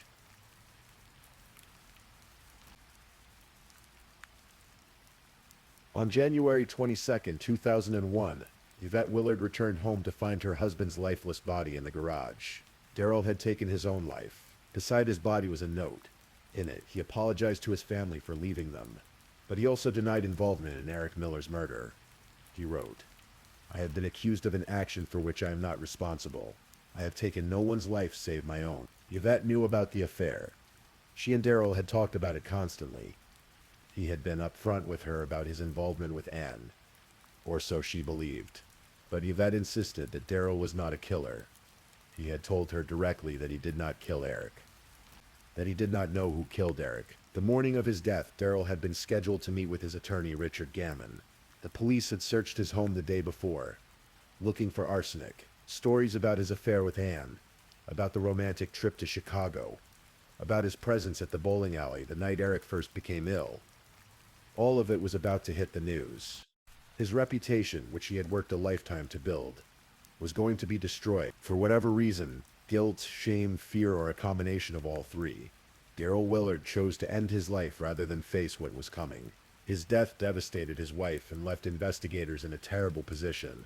If Daryl had information about Anne's involvement in the murder, that information died with him, or did. Before Daryl killed himself, he had called his attorney, Richard Gammon, and according to attorney-client privilege, whatever Daryl told Gammon in that conversation was protected. Gammon could not reveal what his client had said without violating one of the most sacred principles of the legal profession. But Lieutenant Morgan believed that conversation held the key to everything.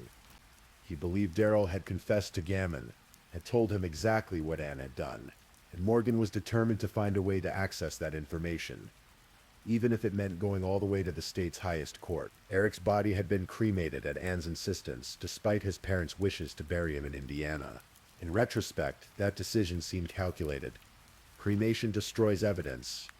It makes further forensic analysis impossible. Anne hired two of North Carolina's top criminal defense attorneys and refused to speak with police or with Eric's family. The case went cold.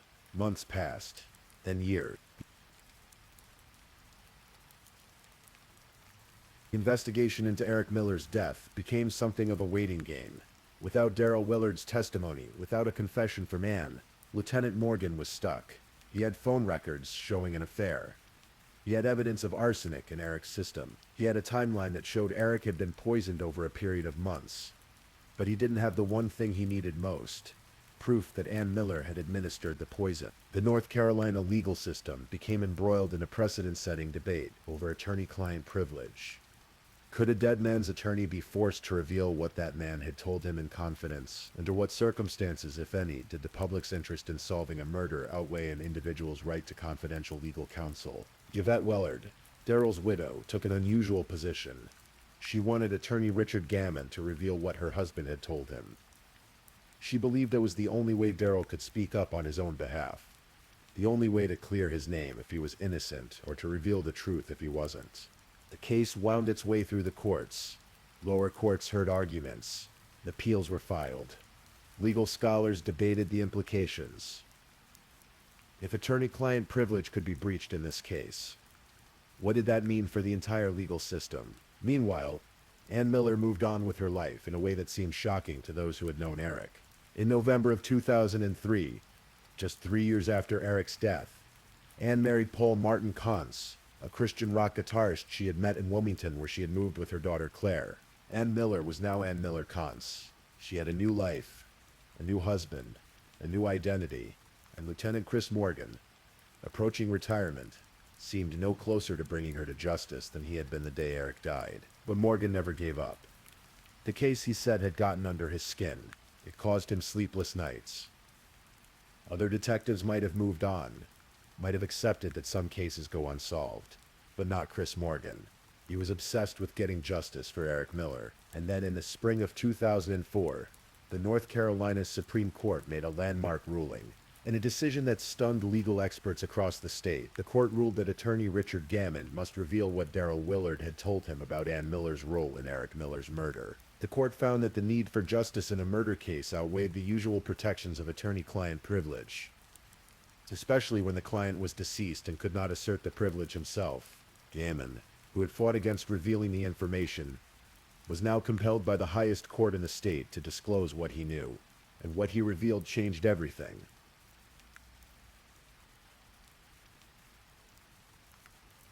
Attorney Richard Gammon testified that Daryl Willard had told him about a conversation in a parking lot. Anne Miller had been crying. She was distraught, and she had admitted something terrible to Daryl. According to Gammon, Daryl said that Anne confessed to going to the hospital while Eric was admitted during his second illness. She had taken a syringe containing a substance, presumably arsenic, and injected it into Eric's IV line while he lay helpless in his hospital bed. When Daryl asked Anne why she had done it, her response was chilling in its emptiness. She said, I don't know why I did it. No elaborate explanation, no justification, just a blank admission that she had murdered her husband and didn't really understand her own motivations.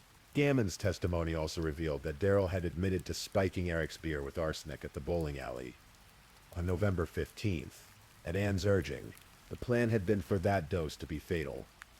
But Eric survived, so Anne decided she would have to finish what she and Daryl had started. She would have to kill Eric herself, and she did. In his hospital room, while nurses walked the hallways, while Eric's parents waited for news, while doctors tried to save his life, Ann Miller walked in and poisoned her husband one final time. With this information, prosecutors finally had what they needed. In September of 2004, nearly 4 years after Eric Miller's death, Ann Miller Kantz was charged with first-degree murder. Ann Miller Kantz's trial was scheduled for early 2005, but as the prosecution prepared its case, as the evidence mounted, as the walls closed in, Ann's defense attorneys began negotiations for a plea deal. On November 8th, 2005, Ann appeared in a Wake County courtroom wearing a cream turtleneck, a cropped black blazer, and a gray skirt. Her head was bowed. Tears streamed down her face through her attorney Joseph Cheshire. Ann Miller Kantz pleaded guilty to second-degree murder and conspiracy to commit first-degree murder. She acknowledged that she had conspired with Daryl Willard and that she had poisoned Eric at least twice before his death in December of 2000. Her attorney read a statement on her behalf, saying she felt a deep sense of remorse and regret for Eric Miller's death.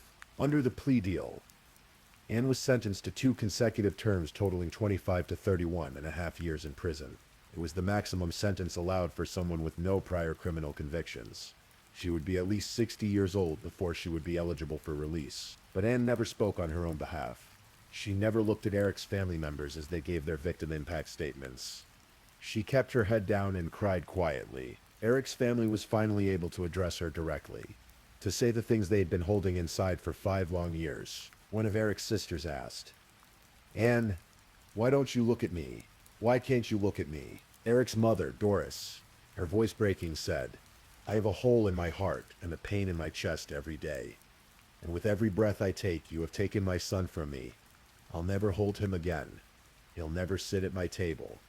I will never see him smile. Another sister, Leanne Nagy, spoke about Claire, who was now 5 years old and living with one of Ann's sisters. Leanne said, I don't believe that you, Ann, truly love your daughter. How could you? You have taken away one of the most precious gifts that she will ever have. Her father. I will never understand, Ann, why you just didn't divorce him. You will get your just punishment in death, with eternity in hell.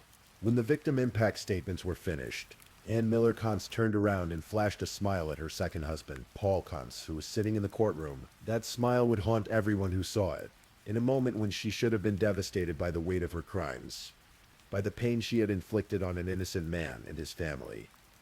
Ann Miller Kantz smiled. Lieutenant Chris Morgan, who had spent 4 years of his life pursuing justice for Eric Miller, spoke to reporters after the sentencing. He said Ann had done these things and walked away without any remorse. He called her behavior cold and calculated. He said she was a psychopath. Eric's father, Verus, compared Ann to Scott Peterson, the California man who had murdered his pregnant wife. I feel like she's a narcissistic psychopath in the mold of Scott Peterson, Verus said. Ann Miller Kantz was taken to the North Carolina Correctional Institution for Women in Raleigh, where she would spend the next several decades of her life. Even with Ann's guilty plea, questions lingered. Questions that would never be fully answered. Why did Ann Miller decide to kill her husband rather than simply divorce him?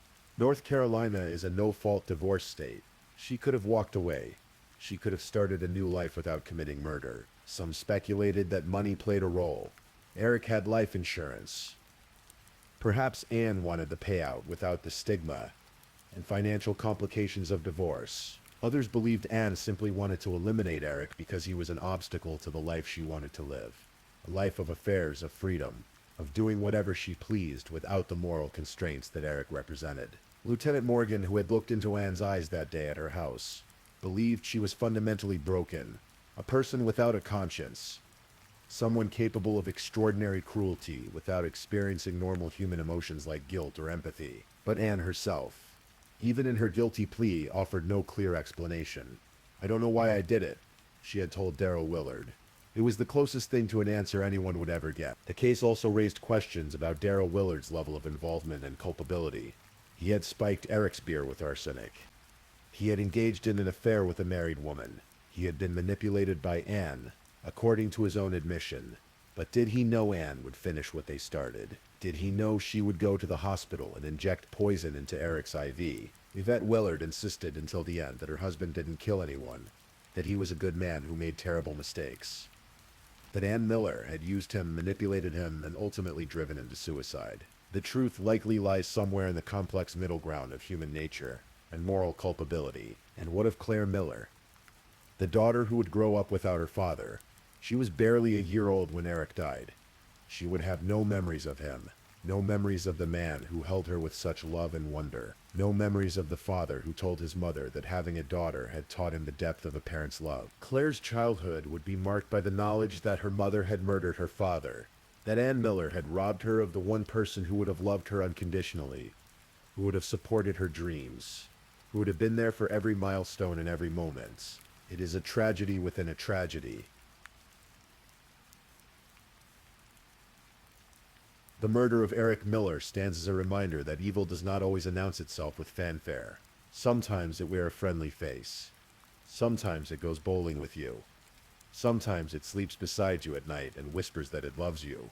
Eric Miller dedicated his short life to helping others, to finding cures for children born with a disease they didn't choose, to making the world a better place through patience, intelligence, and compassion. He was a son who made his parents proud, a brother who was loved by his siblings, a friend who was remembered with fondness, a husband who, until the very end, believed in the goodness of the woman he married, and a father who never got to see his daughter grow up. His murder was not quick. It was not merciful. It was slow, calculated, and cruel.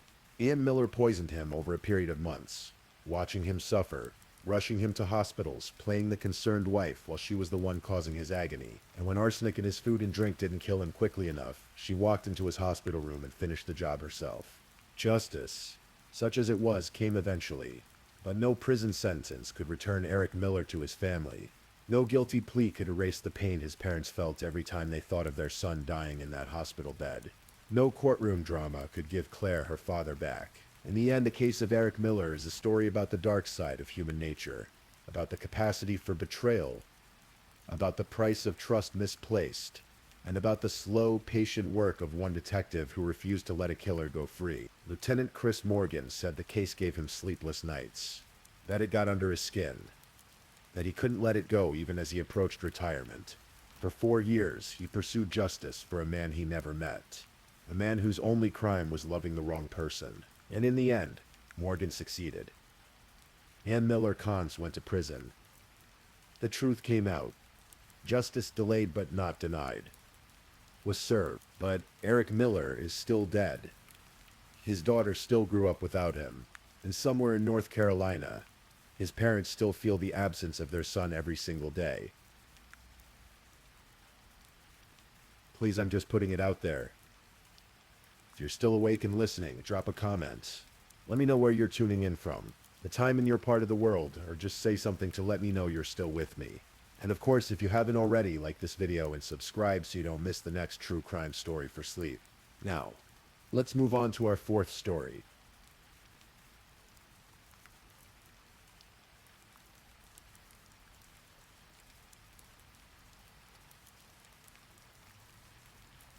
Story 4.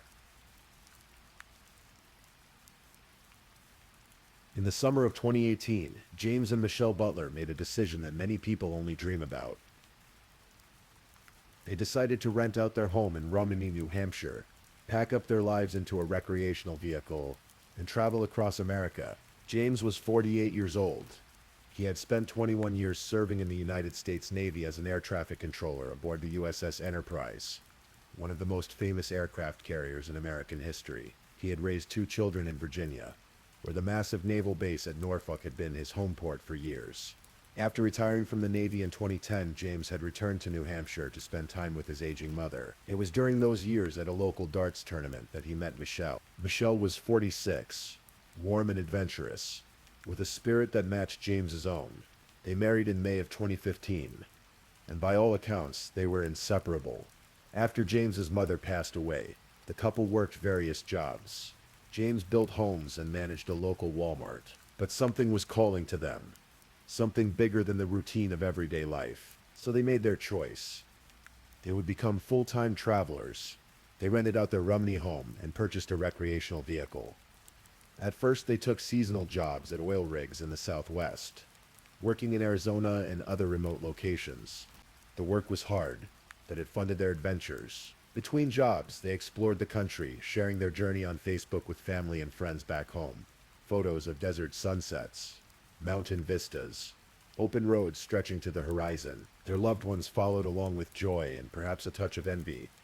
James's sister, Deborah Van Loon, later recalled how the couple would drive up to an hour just to find cell phone service so they could video call with Michelle's young granddaughter. They spoke to family every few days, keeping everyone updated on their travels. Someone in their extended family was in touch with them nearly every single day. This wasn't reckless wandering. This was a carefully maintained connection to the people who loved them, even as they explored the edges of the American landscape. By the autumn of 2019, James and Michelle had finished their most recent work assignment and were heading east.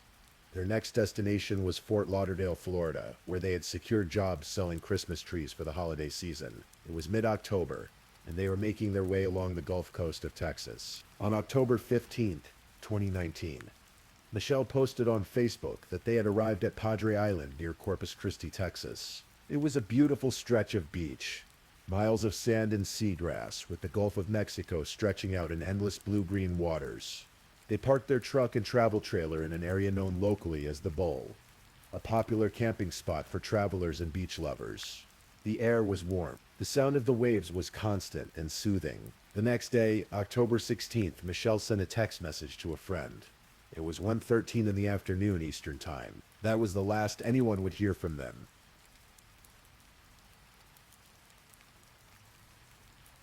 When you're close to someone, you develop rhythms, patterns of communication that become as natural as breathing. For the Butler family, those patterns were sacred.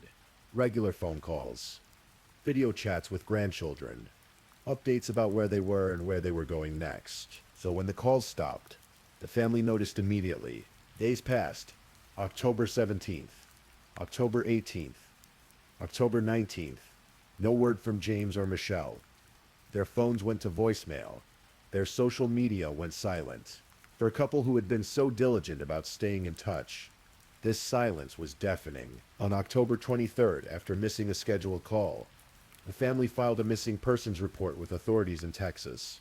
The Clearburg County Sheriff's Office began their investigation. They knew James and Michelle had last been seen on Padre Island. Their truck, a 2018 silver Chevrolet 2500 pickup, and their white Cedar Creek travel trailer were also missing. Deputies began searching the area, checking with local businesses, reviewing surveillance footage. What they found was troubling. On October 21st, surveillance cameras at the United States-Mexico border had captured an image of the Butler's truck and trailer crossing into Mexico. But the man driving wasn't James Butler. The figure at the wheel was someone else entirely. The investigation intensified. On October 27th, 4 days after the missing persons report was filed, a Clearburg County deputy was patrolling an area of beach near mile marker 263, south of Bob Hall Pier. The area is remote, covered in sand dunes and seagrass. Wildlife is common there: birds, coyotes, the occasional bobcat. The deputy was investigating a cell phone ping in the area, trying to get GPS coordinates, when he noticed something disturbing in the sand. Something that didn't belong. It appeared that animals had been digging in a particular spot, and they had uncovered something terrible. The deputy secured the scene. As darkness fell, he called for backup and equipment. Lights were set up. The area was cordoned off. They would wait until morning to proceed carefully. The next day, October 28th, investigators began excavating the site. They found Michelle Butler's body first, buried in a shallow grave in the sand. Her remains were badly decomposed from the heat and the wildlife activity. Beneath her body, they found James. The couple had been shot to death and buried together on the beach where they had camped. The Claiborne County Sheriff's Office now had a double homicide on their hands. Lieutenant David Mendoza led the investigative team. The entire department's resources were committed to finding whoever had done this. Investigators worked meticulously. They processed the crime scene. They collected evidence. They reviewed surveillance footage from businesses and border crossings. They interviewed anyone who might have seen the Butlers or their vehicle in the days before they disappeared. And slowly, a picture began to emerge. On October 13th, 6 days before the Butlers sent their last text message, a Texas park ranger had conducted a routine traffic stop on Padre Island. The vehicle was a gray Chevrolet pickup truck with Utah license plates. The driver was a man who wasn't wearing his seatbelt. The ranger gave him a warning citation and let him go. The driver's name was Adam Curtis Williams. Williams was 33 years old, originally from Logan, Utah. He had an extensive criminal history. In 2010, he had been arrested after a 3-month drug investigation that turned up 2 pounds of marijuana, over $3,200 in cash, 4 stolen firearms, more than 1,000 hydrocodone pills, and drug paraphernalia. He had served over 8 years in federal prison for weapons and drug distribution charges. He had been released in December of 2018, less than a year before the Butlers disappeared. But his troubles hadn't ended with his release. In April of 2019, Williams had been charged with multiple felonies in Utah, including sexual assault and aggravated assault. He was out on bond, awaiting trial. In June, he had been arrested for domestic violence. In July, he had been convicted of driving under the influence. Adam Williams was a man who should not have been free. On November 1st, the bodies found on Padre Island were positively identified as James and Michelle Butler. On November 4th, the park ranger who had stopped Williams on October 13th saw the surveillance photo of the man driving the Butler's truck across the border into Mexico. He recognized him immediately. It was the same man he had pulled over, Adam Curtis Williams. Investigators also learned that Williams had been traveling with a woman named Amanda Nover. She was 32 years old, also from the Logan, Utah area. She had her own criminal history, though less serious than Williams's: misdemeanor assault, public intoxication, disorderly conduct. She had a 3-year-old daughter who was with them. On November 5th, authorities released Williams's name and photo to the public, asking for tips about his whereabouts. The next day, November 6th, they got the break they needed. Williams and Nover had fled deep into Mexico. They had driven hundreds of miles south, all the way to the state of Jalisco, over 700 miles from the Texas border. They were attempting to sell the Butler's travel trailer to an RV park owner in the area, but the owner recognized Williams from the news coverage. He had seen the wanted posters. He had seen the surveillance photos. He called the authorities. U.S. Marshals stationed in Guadalajara moved quickly.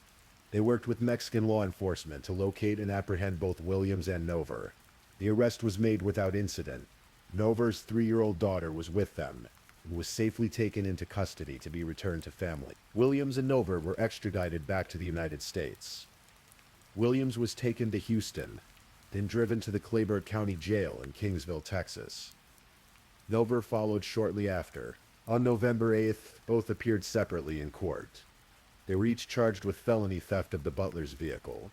Bond for each was set at $1 million. The murder charges would come later. Justice is not always swift. In fact, it rarely is. For more than a year, the Butler family waited while evidence was processed.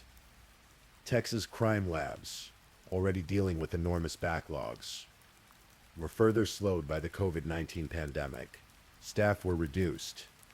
Testing procedures took longer. DNA analysis, ballistics reports, forensic evidence, all of it moved through the system at a pace that must have felt agonizing to those waiting for answers. District Attorney John T. Huber told reporters in the summer of 2020 that the process simply wasn't as fast as anyone wanted it to be.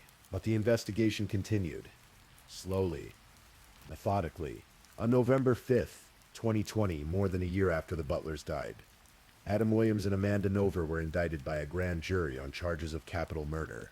The indictment stated that they had knowingly caused the death of James and Michelle Butler by shooting them with a firearm. Prosecutors made it clear they would seek the death penalty for Williams.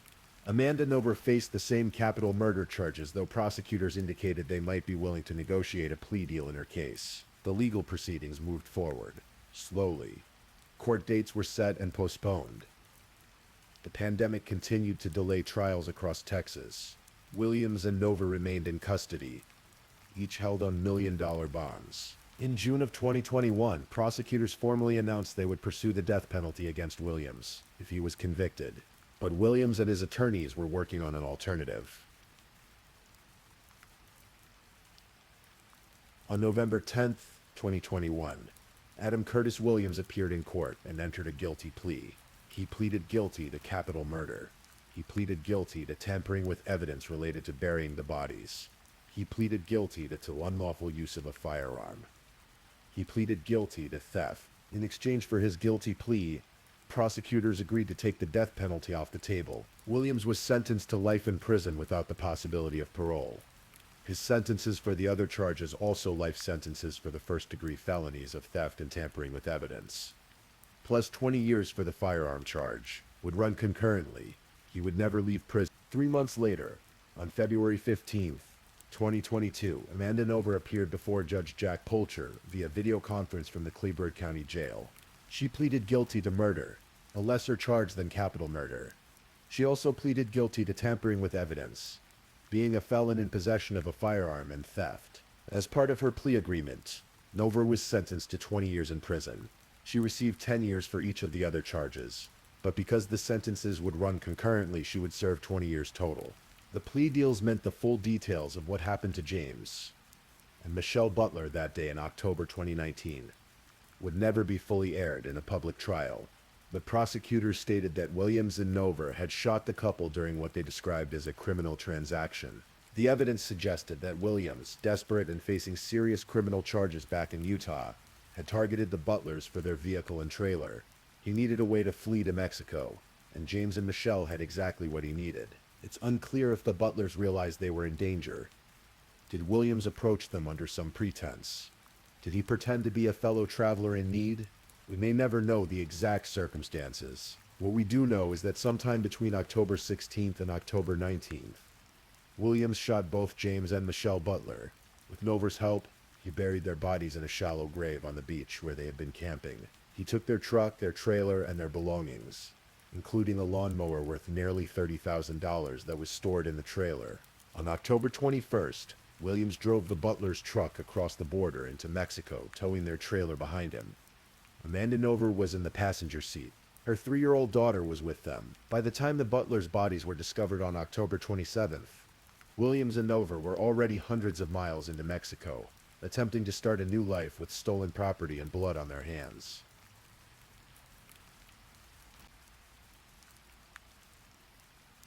In Romney, New Hampshire, the small town where James and Michelle had lived before beginning their journey, the community gathered to mourn. A vigil was held on the town common. Strangers and friends alike came together to remember a couple who had been known for their kindness and generosity. George Bonfilio, who owned the Rumney Village store, remembered how James had come over with his tool belt to help renovate the building when Bonfilio first purchased it. Michelle had been one of the store's first employees. They had worked side by side, always together, always willing to help. They were just great, outgoing people, Bonfilio said. Down in Texas, on Padre Island, another vigil was held near where the Butlers' bodies had been found. Local residents, people who had never met James and Michelle, erected 2 crosses in their memory. They came out to the beach to pay their respects to 2 travelers who had come to enjoy the beauty of the Texas coast and had their lives stolen from them. The Butler family established a GoFundMe campaign to help bring James and Michelle's remains home to New Hampshire and to cover the costs of memorial services. The response was overwhelming. People from across the country contributed, moved by the tragedy and wanting to help in some small way. James's sister, Deborah Van Loon, spoke to reporters multiple times during the investigation and trial. Her grief was evident, but so was her determination to see justice done. "I hope to find out what they did, why they did what they did," she said. "And if it was them, I want them to pay for what they did." When Williams and Nover were finally captured and charged, Van Loon expressed relief. When they were sentenced, she could finally feel that some measure of justice had been achieved, even though it could never bring her brother and sister-in-law back. The ashes of James and Michelle Butler were returned to New Hampshire in December of 2019. A celebration of life was held in January of 2020, giving family and friends a chance to gather, remember, and begin the long process of healing. The murder of James and Michelle Butler is a story that resonates because it touches on something many of us dream about: freedom, adventure, the open road. The idea of selling everything, packing up and seeing the country, living simply, experiencing life, rather than just passing through it. James and Michelle were living that dream. They weren't wealthy. They worked seasonal jobs to fund their travels. They stayed in touch with their family.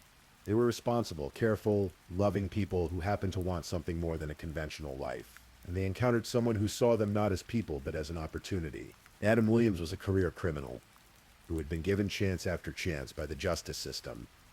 Despite multiple felony convictions, despite charges of sexual assault and domestic violence, despite being on probation and facing new charges, he was free. He was able to travel to Texas. He was able to commit murder. The question that haunts many people who follow this case is simply how. How is someone with Williams's history allowed to be free? How did a park ranger stop him just days before the murder, but find no reason to detain him? How many opportunities were there to prevent this tragedy? Amanda Novara's role remains somewhat ambiguous. Was she an equal participant in the murder, or was she trapped in a relationship with a violent man, and too afraid to refuse his demands? The court records don't give us those answers. What we know is that she was there. She helped bury the bodies. She helped steal the Butler's belongings. She crossed the border with Williams, attempting to escape to a new life in Mexico. Her 20-year sentence reflects a judgment that she bears responsibility, even if not to the same degree as Williams. The RV community was shaken by this case. Millions of Americans live and travel in recreational vehicles, and the sense of community among RVers is strong. People look out for each other. They share camping spots and travel tips. They help strangers with mechanical problems and offer advice about the best routes and destinations. James and Michelle Butler were part of that community. Their deaths served as a stark reminder that evil can find you anywhere, even in the most beautiful and peaceful settings. Tonight, as you drift towards sleep, think about James and Michelle Butler not as victims, but as two people who chose to live fully. They loved each other. They loved their family. They shared their adventures with joy and enthusiasm. Their lives were cut short by violence and greed, but their story is also one of love, courage, and the pursuit of dreams. James spent 21 years serving his country aboard an aircraft carrier. He raised children, he built homes. He met a woman at a dart tournament and fell in love. He decided at 48 years old that there was still so much world to see. Michelle was a grandmother who video called her granddaughter every few days. No matter where she was, she posted photos of sunsets and beaches. She worked alongside her husband, whether it was at an oil rig or helping renovate a small-town store. She was warm, she was kind. They parked their trailer on a beautiful beach on the Gulf of Mexico in October of 2019. The waves rolled in. Seabirds called. The sun set over the water, and they never left. But their memory remains in the hearts of their family, in the vigils held by strangers who were moved by their story, in the two white crosses that stood on that Texas beach marking the spot where two travelers ended their journey far too soon. Please, if you're still awake, let's move on to our last story.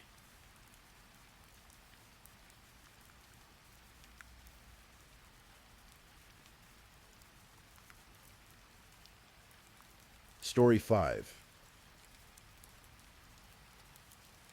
Tonight, we're going to explore a story that unfolded between two continents, in the quiet suburbs of Melbourne, Australia. It's a story about trust, betrayal, and the darkest corners of the human heart. But told here, in this gentle space, it becomes something different. A meditation on the mysteries we carry, the secrets we keep, and the truth that eventually surfaces. Our story begins not in Australia, but in India, in the lush green state of Kerala, in a small village called Karavalur near Punalur in Kollam district. Picture a village church, the Bethel Marsama Church. Sunday mornings filled with hymns, young voices rising together in harmony. Among those voices was a young man named Sam Abraham. Sam had a gift for singing, a warmth in his voice that drew people in.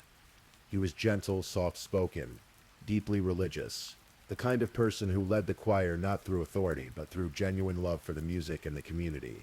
In that same choir was a girl named Sophia. She was his neighbor, someone he'd known his entire life. Their families knew each other well. Every Sunday they sang together. Every Sunday their voices blended in the sacred space of that church. Childhood friendship has a particular quality to it. Innocent, uncomplicated. Sophia and Sam grew up side by side, and as often happens with childhood friends, somewhere along the way that friendship transformed into something more. Love bloomed quietly, naturally, the way it does when two people already know each other's rhythms and silences. By the time they reached college in Katayam, Sam and Sophia were in love. Sam spoke to his father first, then Sophia spoke to Sam's parents. It seemed inevitable, natural. Both families approved. Sophia's father was a retired defense officer. Sam's parents, Samuel and Leo Lama, welcomed Sophia like the daughter they never had. She called them Mummy and Papa. She was warm, affectionate, the picture of a devoted daughter-in-law. They married in 2008. Sam was working in Dubai at the time, employed by a money exchange company. Life seemed to be unfolding exactly as it should. But there was something Sam didn't know. Something hidden beneath the surface of this perfect story. Sophia had another connection, another person from college, a man named Arun Kamalasenan from Palaka district, an instrumentation engineer. While Sophia was falling in love with Sam, she was also developing feelings for Arun. Even after marriage, she kept in touch with Arun. The connection never quite severed. Let your breathing deepen. Let your body sink further into rest. In 2013, Sophia's sister Sonia was already living in Melbourne, working as a nurse. She helped Sophia secure a position there. Sophia moved first. Melbourne, a sprawling city on Australia's southeastern coast, a place of opportunity, of new beginnings. Sam joined her later that same year, finding work in Melbourne. They had a son by then, a little boy who was the center of their world. The family settled in Epping, a suburb in Melbourne's north, a 3-bedroom house, a quiet street. They continued what they'd always done. They sang in the choir at a local Mater Thoma church. Devotional songs. Sam's voice, still warm and inviting. Sophia beside him. Life in Melbourne seemed good, but Melbourne held something else. Someone else. In July of 2013, Arun Kamalasenan arrived in Melbourne on a student visa. He came alone. His wife and son remained in India. He claimed to be pursuing studies, but the real reason he came became clear soon enough. He had come for Sophia. They reconnected. The old feelings apparently had never disappeared. They began meeting secretly. While Sam worked, while their son played, Sophia and Arun were building something in the shadows. They kept a diary. They called it the Upward Diary after the word printed on its cheap cover, a $3 notebook that would later become evidence of their secret world. They wrote in it in 3 languages: English, Hindi, Malay, as if multiple languages could somehow keep their secrets safer. Sophia's entries were filled with longing. In January of 2013, she wrote, "We never know why we like someone more than others. Days later, I feel to hug you and comfort you. Then, I'm waiting for you." In February, she wrote in Hindi or Malay, "I wish to sleep in your arms. I want to be yours, but you are not mine." Arun's entries matched her intensity. He wrote, "I am sure that one day she will be mine. It's life or next."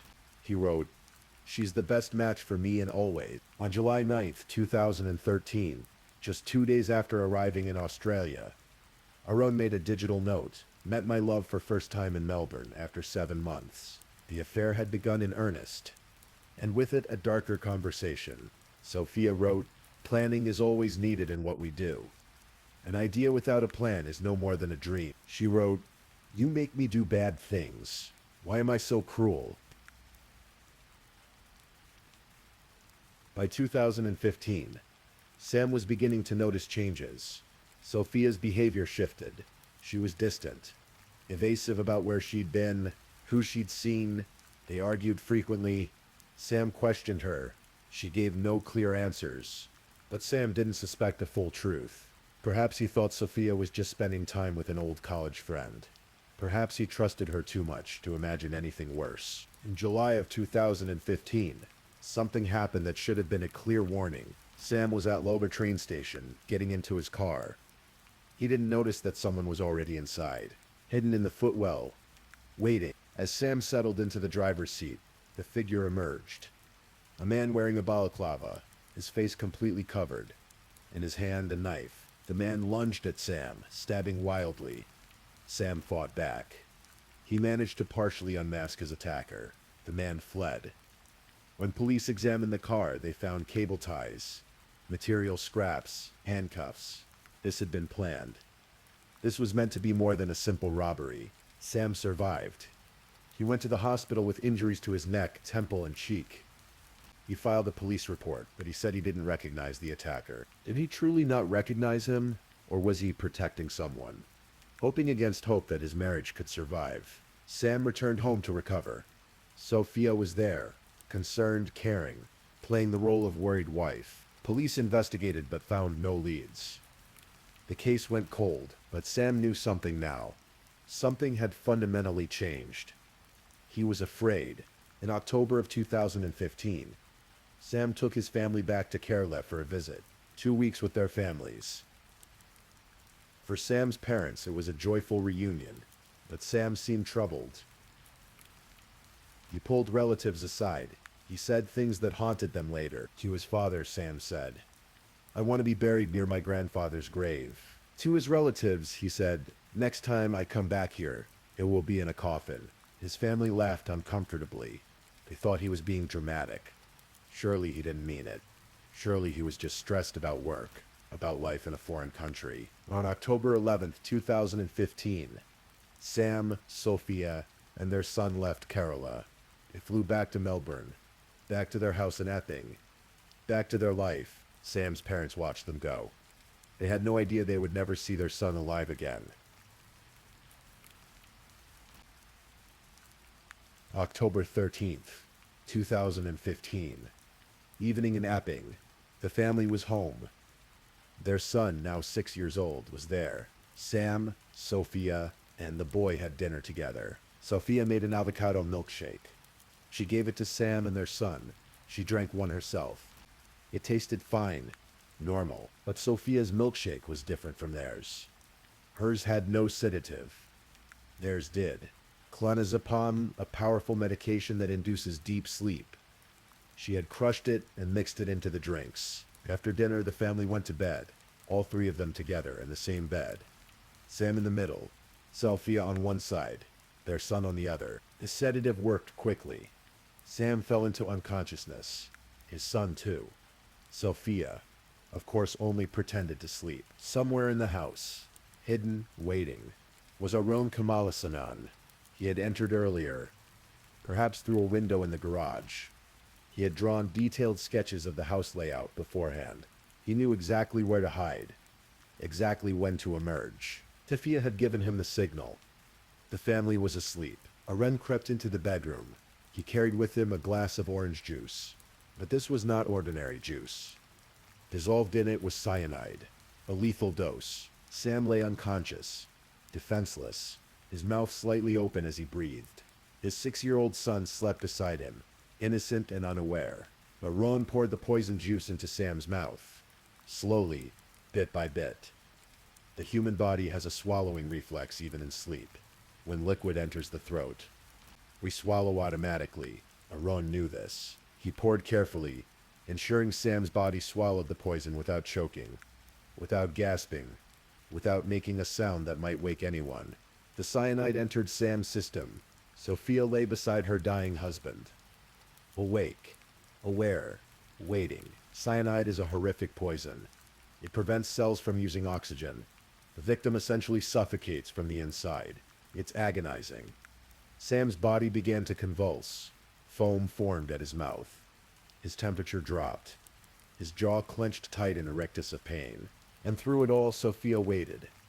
Their son continued to sleep, sedated and oblivious. When it was over, Arun slipped out of the house the same way he'd entered.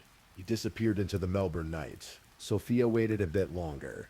Then, at 9:14 in the morning, on October 14th, she placed a call to emergency services. "My husband," she said, her voice shaking. "He's passed out. He's foaming at the mouth."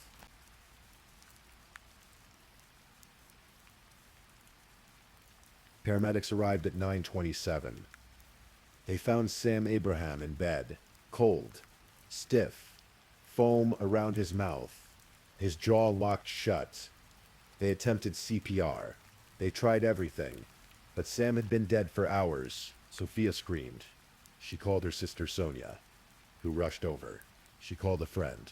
She wept. She held their son, who was waking up now, confused and frightened. The paramedics saw no obvious signs of foul play.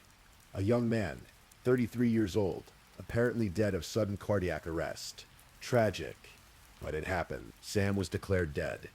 The initial assumption was a heart attack. Sophia played her role perfectly. She called Sam's parents in Kerala, her voice breaking with grief. She called relatives. Everyone offered condolences. Everyone rushed to comfort her. 3 days later, on October 15th, Sam's body was prepared for transport. Sophia wanted him buried in Kerala, she said, at home where he belonged. His parents agreed, grateful that their son would rest in familiar soil. On October 18th, Sam Abraham's body arrived in Kerala. The funeral was held. He was buried behind his family home, near his grandfather's grave, exactly where he'd asked to be laid to rest. Sophia stood at the funeral, dressed in mourning clothes, tears streaming down her face. She hugged Sam's parents. She comforted their son. She was the picture of a devastated widow. The community rallied around her. The Malayali diaspora in Melbourne even raised about 30,000 Australian dollars to help the grieving family. Everyone believed Sophia was a victim of cruel fate. A young widow with a small child, trying to navigate an impossible loss. After the funeral, Sophia returned to Melbourne with her son. She moved to a different apartment in the same area. She continued to call Sam's parents every Saturday, her voice still heavy with grief. They talked about their grandson. They tried to comfort each other, but something was happening behind the scenes. Something Sophia didn't know about. Dr. Michael Burke of the Victorian Institute of Forensic Medicine performed the autopsy on Sam Abraham. He was thorough, methodical, and what he found didn't match the story of a heart attack. Sam's stomach contents showed something unexpected. Cyanide, a significant amount, in his blood, in his liver. The cause of death was clear: cyanide poisoning. There was also something else. Traces of a sedative in his system. Clonazepam. Dr. Burke documented everything, sent his report to Victoria Police, and the police made a decision. A crucial strategic decision. They didn't tell Sophia. They didn't reveal what they'd found. They let her believe she'd gotten away with it. They let her think Sam's death would remain classified as natural causes. And then they watched. They obtained warrants. They began monitoring Sophia's phone calls. They followed her. 6 surveillance officers were assigned to track her movements. For months they watched, and slowly Sophia's mask began to slip. At first Sophia was careful. She maintained the grieving widow act. But as weeks passed, as no one questioned Sam's death, as the police seemed satisfied with the heart attack explanation, she grew bolder. She began meeting Arun, openly now. They went to lunch together in the CBD. They shopped for groceries. They ran errands like a normal couple. The surveillance officers photographed everything. In January of 2014, police discovered Sophia and Arun had opened a joint bank account at Melbourne Commonwealth Bank. They were pooling their money, planning a future together. Sophia transferred Sam's car registration into Arun's name. She used Arun's address when sending money back to Kerala. The police recorded their phone calls, over 6,000 conversations, 100 hours of audio. They had translators convert the Malayalam conversations to English. The diary was recovered. The upward diary with its passionate, incriminating entries. And then police did something brilliant. They sent in an undercover officer, someone to befriend Arun. to gain his confidence, to get him talking. It worked. In a recorded conversation, Arun spoke freely. "I took that guy off," he said. "I went there with the powder, sleeping pills, and I gave it." He described hiding in the house, drugging the entire family, including Sophia and the child, waiting until everyone was unconscious, then forcing the cyanide-laced juice into Sam's mouth. He said he'd planned it all, that Sophia hadn't known, that he'd done it to free her, but the evidence told a different story. Sophia's diary entries, her planning notes. Planning is always needed in what we do. The joint bank account, the car transfer, the way she'd lied about Sam's cause of death, the way she'd brought his body back to Kerala and buried him quickly before too many questions could be asked. On August 12, 2016, nearly 10 months after Sam's death, police made their move. Sophia and Arun were arrested. When the remand order was read in court, they stood expressionless. Sophia dressed neatly, her shoulder-length dark hair down, a large necklace around her neck. At one point, she put her face in her hands. Her family sat in the courtroom, visibly distressed. Arun stood in silence, processing what was happening. The investigation was complete. Now came the trial.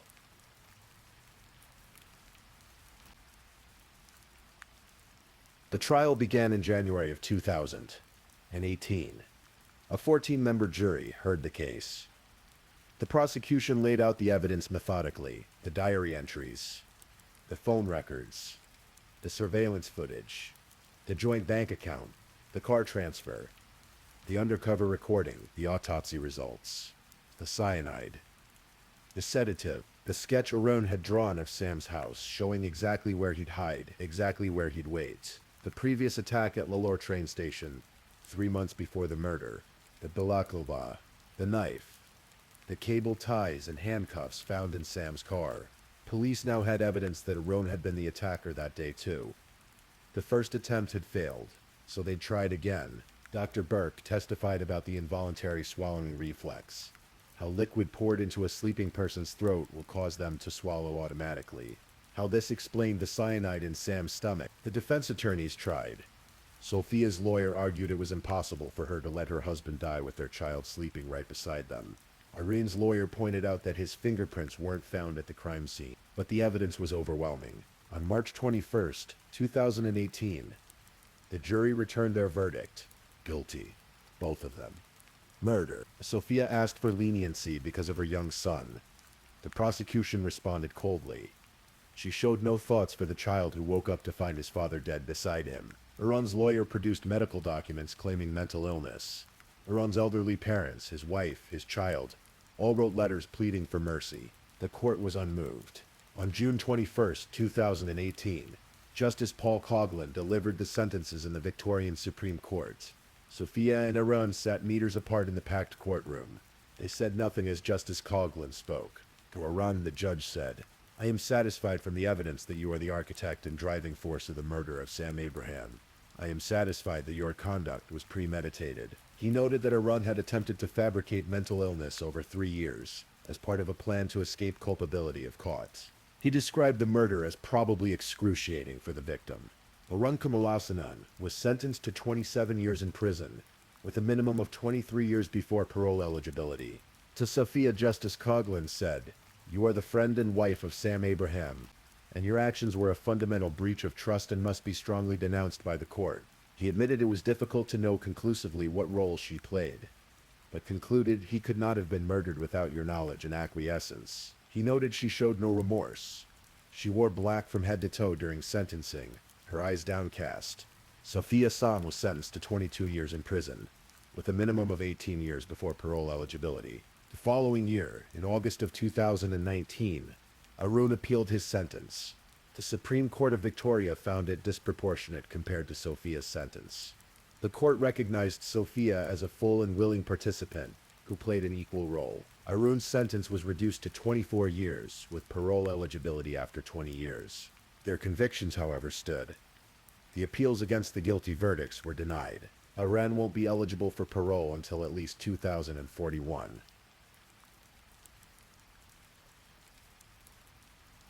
Sam and Sophia's son was 7 years old when his mother was sentenced. He now lives with Sophia's sister Sonia and her husband in Melbourne. Sophia's parents are also in Melbourne, but Sam's parents, Samuel and Leah Lama, want custody of their grandson. They fear for his safety with Sophia's family. Samuel told reporters, "It is not safe to keep him there with that family. How can you keep him with the family of the person who murdered his father? They worry about what will happen as the boy grows older, as he understands what his mother did."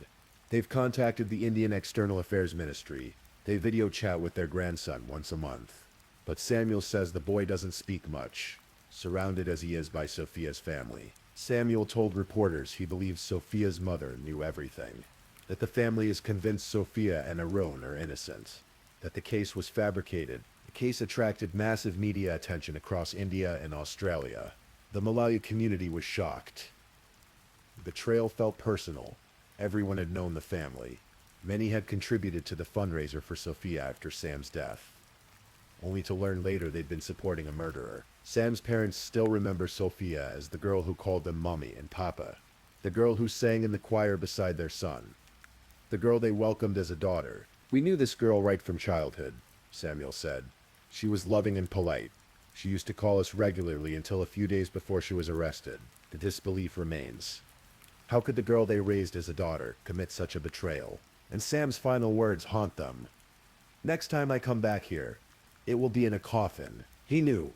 Somehow he knew. But he couldn't save himself. And so ends the story of Sam Abraham, a man who loved to sing, who led his church choir with warmth and gentleness, who trusted the woman he'd known since childhood, who forgave her once when he discovered her affair, hoping their marriage could be saved. A man who died in his own bed, poisoned by his wife and her lover, with his 6-year-old son sleeping beside him. The case reminds us that the most dangerous betrayals come from those we trust most deeply. That evil doesn't always look like evil. Sometimes it looks like the neighbor we grew up with, the voice singing beside us in the choir. But it also reminds us that the truth has a way of surfacing, that justice, though slow, can eventually arrive. Sam Abraham was 33 years old when he died. His son is now a teenager, growing up without his father, without his mother, caught between two families forever divided by an unforgivable act. As you drift towards sleep tonight, let this story remind you of the precious nature of trust, of the weight of our choices, of the echoes our actions create, rippling forward through time, touching lives we may never see. Thank you for listening to tonight's true crime story. Rest peacefully knowing that another story awaits you next time, ready to accompany you on another journey toward restorative sleep. But if you're still awake, don't forget to like and subscribe so you don't miss our next true crime stories. And until next time, stay safe and take care. Good night.